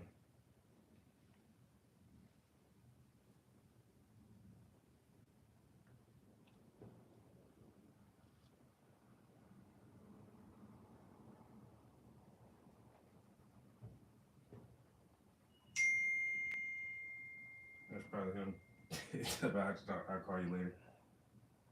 I gotta get a new phone. I probably get many. I don't need a new phone. My phone is just fine. I think I want a new phone just for the honestly for the updated camera features. Because if you try to buy like a good digital camera, that shit's gonna be the price of a phone anyway. But you can't text and call people and surf the internet on a camera. So if you have a phone with a really good camera on it, hey, you golden. Cause even with my phone now, I ain't gonna lie, yo. When the last set of photos that I took, yo, I took them shits with my phone. I had my camera with me just in case, but the sun was out and I was like, yo, the phone is doing fine. So I really don't think like, do I need to pawn my camera or put my camera up for sale on Facebook Market? I don't think I'll be using my camera no more, honestly.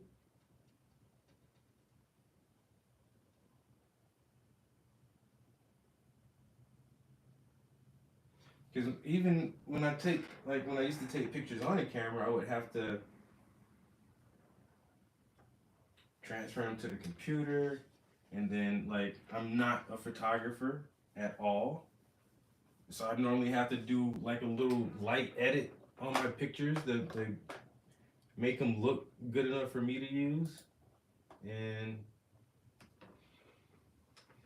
I don't know, it's a process using the camera. Like I said, you gotta, first of all, with the camera, like, you can set it to auto settings, but if you can do it manually with your aperture and your shutter speed, the pictures just look better. So I tried to learn a little bit of that, like the f-stop, and aperture and shutter speed. But when lighting changes, it's like you have to change all your fucking settings. Especially if you're doing outside photography, and it's just like, yeah. Like I said, I can figure it out, but it takes me a while.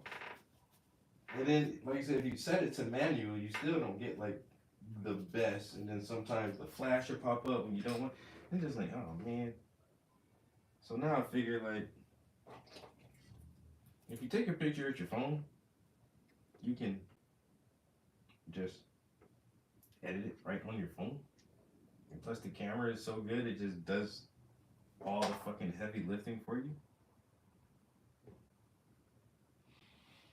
And I really think that's the only reason I would get a new phone right now is for a new camera.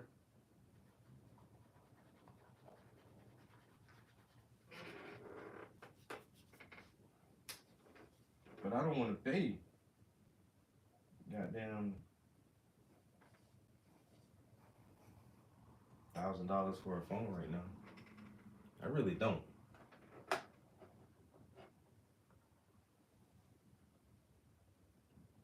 Gelatin artist?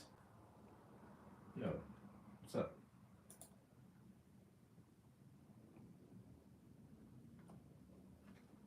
Yo, Mito 906, appreciate the love. So appreciate it, bro. Ain't nothing big going on, man. We ain't doing too much, man. We just trying to paint. We trying to paint and think, man. We gotta paint and think, man. It's hard being creative and a critical thinker. Sometimes that shit don't always go hand in hand. You know what I'm saying? Common sense ain't common. So we did here just painting and thinking. Splatting and chatting. You know what I'm saying? Sipping and whipping. You know what I'm saying? Toking and stroking. You know what I'm saying? It ain't a lot to the stream, bro. But if you like it, I love it. I sure appreciate your presence and thank you for making one of the best comments, bro.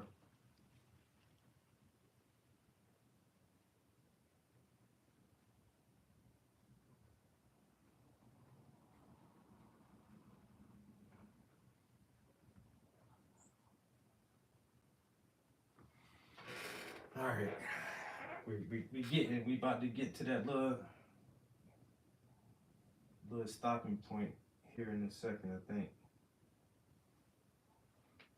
I really just kept going because my son called, and I was like, damn, I was just chat and paint a little bit more.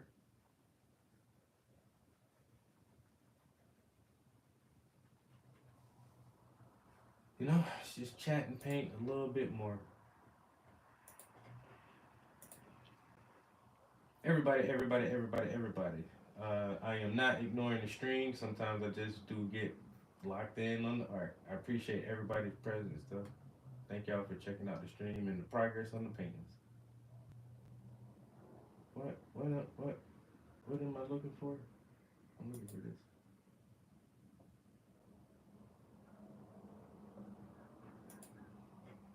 Here's my thing. If you tap into my stream, you see just what I mean when I'm on your TV screen. Don't mind me, cause my team on hot lane in a live dream. We grinding and shining, we so fresh like we dry clean. In a light green makes my eyes lean. I need, I sing, when my eyes bleed.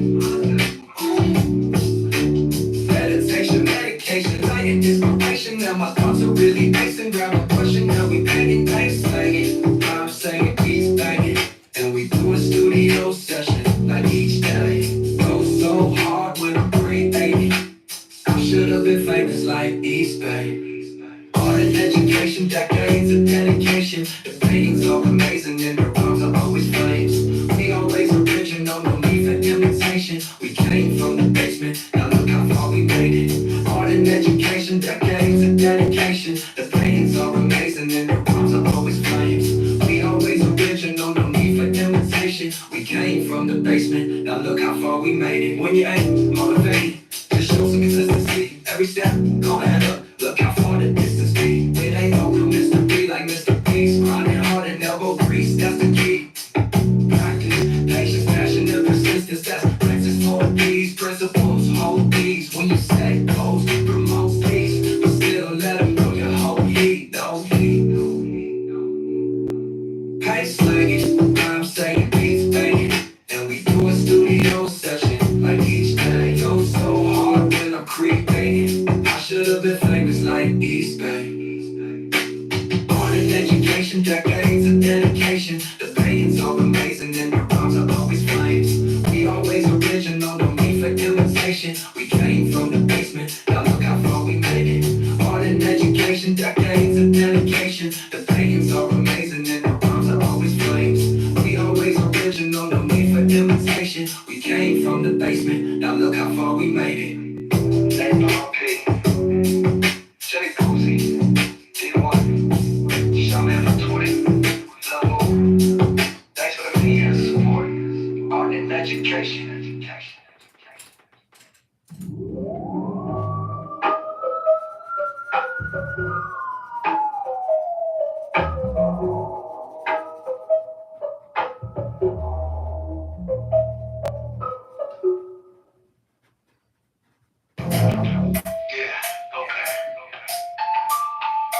I don't think my new viewers ready for that one yet. Ooh, caught that one just in time.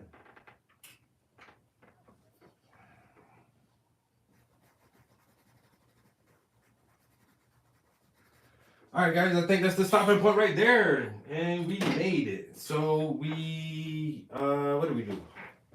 We did this very highlighted area of her chest. We got a nice, fresh, detailed layer on her right arm, and we did this shadow that's being cast. That shadow is actually her hand. All right. Yeah. So her hand is casting this shadow, and we got her shoulder there. So a little good progress.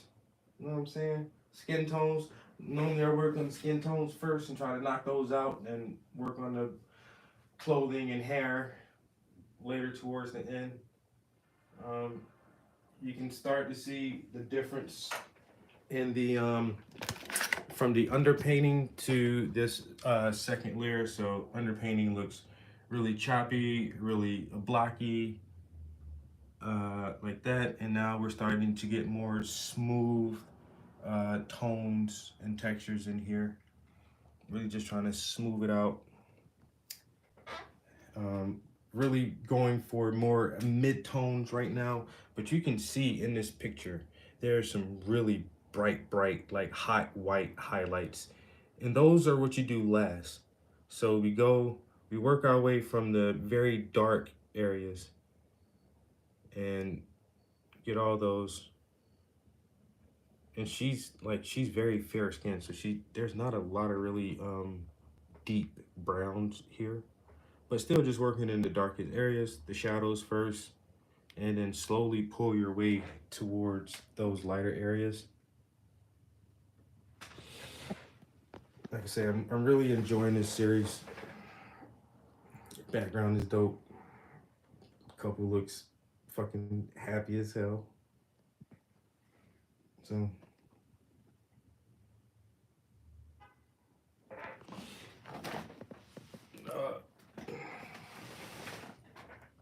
check me out.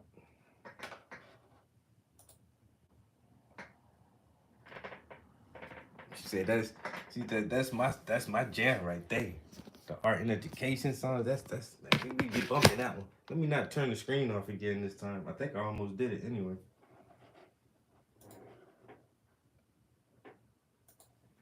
Yeah, let's not listen to the Don't mind me, cause my team on hot lane and a loud dream. We grinding and shining, we so fresh like we dry clean. And the light green makes my eyes lean. I need Visine, but my eyes bleed. Meditation, medication, light and inspiration. Now my thoughts are really racing. Grab a brush and now we banging, bang, singing. I'm saying peace, thank it. And we do a studio session like each day. Go so hard when I'm breathing. I should have been famous like East Bay. Art and education, decades of dedication. The paintings are amazing and the rhymes are always flames. We always original, no need for imitation. We came from the basement, now look how far we made it. Art and education, decades of dedication. The paintings are amazing and the rhymes are always flames. We always original, no need for imitation. We came from the basement, now look how far we made it. When you ain't motivated, just show some consistency. Every step, gonna add up. Look how far the distance be. It ain't no real mystery like Mr. Beast. Grinding hard and elbow crease, that's the key. Practice, patience, passion, and persistence. That's the practice for these principles. Hold these when you say goals, promote peace, but still let them know you hold heat, no heat. Paint slinging, I'm saying beats banging, and we do a studio session like each day. Go so hard when I'm creating. I should have been famous like East Bay. Art and education, decades of dedication. The paintings are amazing and the rhymes are always flames. We always original, no need for imitation. We came from the basement, now look how far we made it. Art and education, decades of dedication. The paintings are amazing and the rhymes are always flames. We always original, no need for imitation. We came from the basement, now look how far we made it. Hey, P. Jay Posey, T1, Shaman for 20, Level. Thanks for the many years of support. Art and education. Windy City, that goes for you too. Like, if anybody wants these songs, yo, hit me up on Instagram, and I'll send you the link to what the fuck? Oh, somebody out there walking the dog. I'll send you the link to the albums.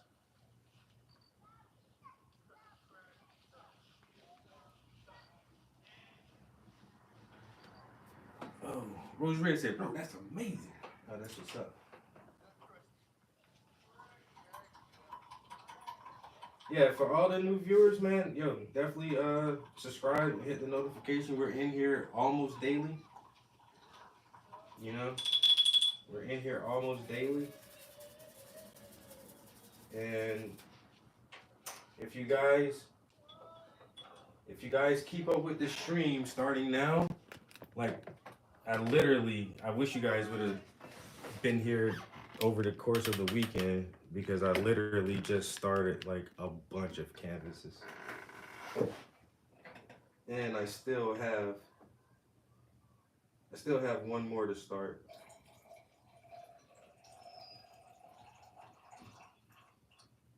I feel like an alchemist when I be doing this shit right here sometimes.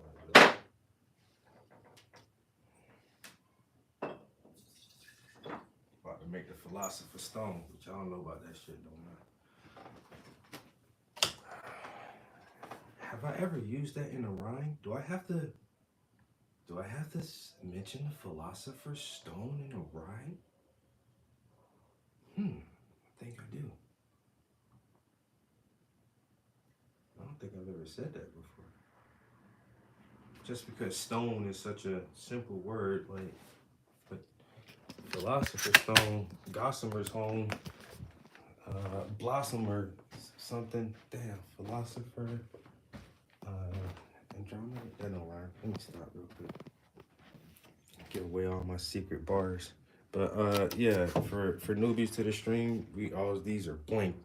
They look like big ass coloring pages, right? Yeah. You see them. I got more shit coming. Don't even worry about them just yet. You know what I'm saying? I got some shit I just finished. Y'all don't even know about this right here yet. Got some more shit. I got shit like that right there. See, I don't know about shit like that yet. Just the earth, nigga. I paint earth. You know what I'm saying? Planets. Cosmos. Everything. You know what I'm saying? I paint everything. Whatever you can imagine. Let me close this window. But once again, for new viewers, if you subscribe and hit the notification bell, y'all will be able to check out the process of all this beautiful art, man. I got so much shit prepped. I'm so happy with myself that I sat down and took the time to actually do all of that. Yo, who that is? Is that your guy? Yo. They trying to kill me. These motherfuckers trying to take my life. And now, that's why they keep saying, oh, he's talking about the enemy from within. Yeah, bitch, because we know the fucking Secret Service shit was a fucking setup from the enemy within. So don't fucking sit here and play us like we crazy. We know what the deep state capable of. We know what y'all motherfuckers be plotting and planning. So you done tried to kill that man, and he survived twice.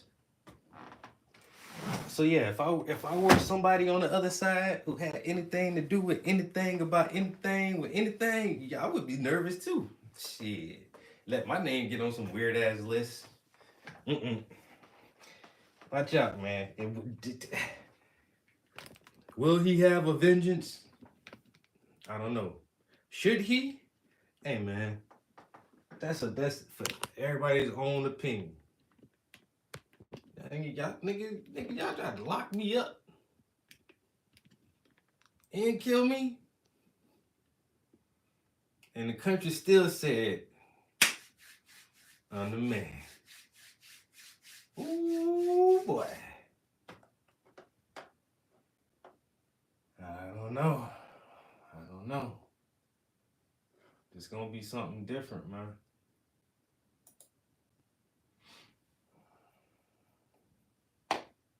Well, I think we hit our mark for today, people. I honestly don't know what has happened for my stream to become so popular. Wendy, tell him, Wendy. She know.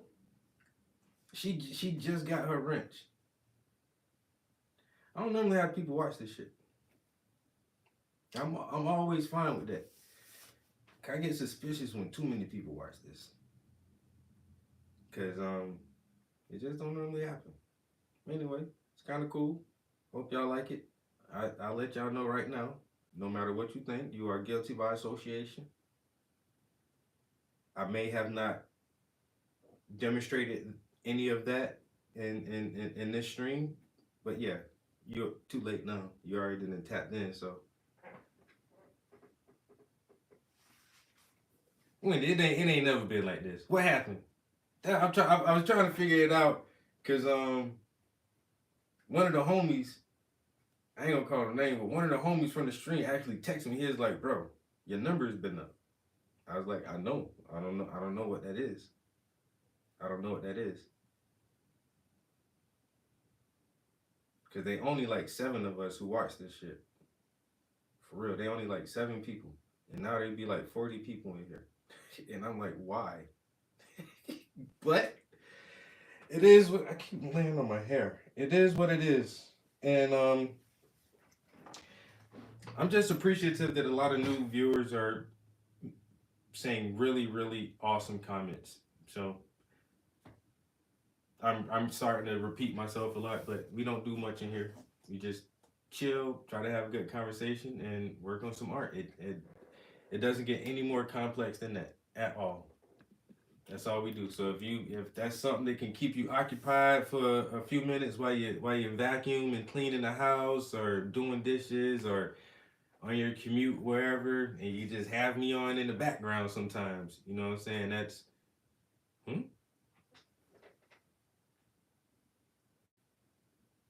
Amber Rukan. What? I don't know. I don't know what that is. But anyway, I'm gonna head on out of here. I hope everybody have a very good evening, and I'll catch y'all tomorrow. Peace. Until next time.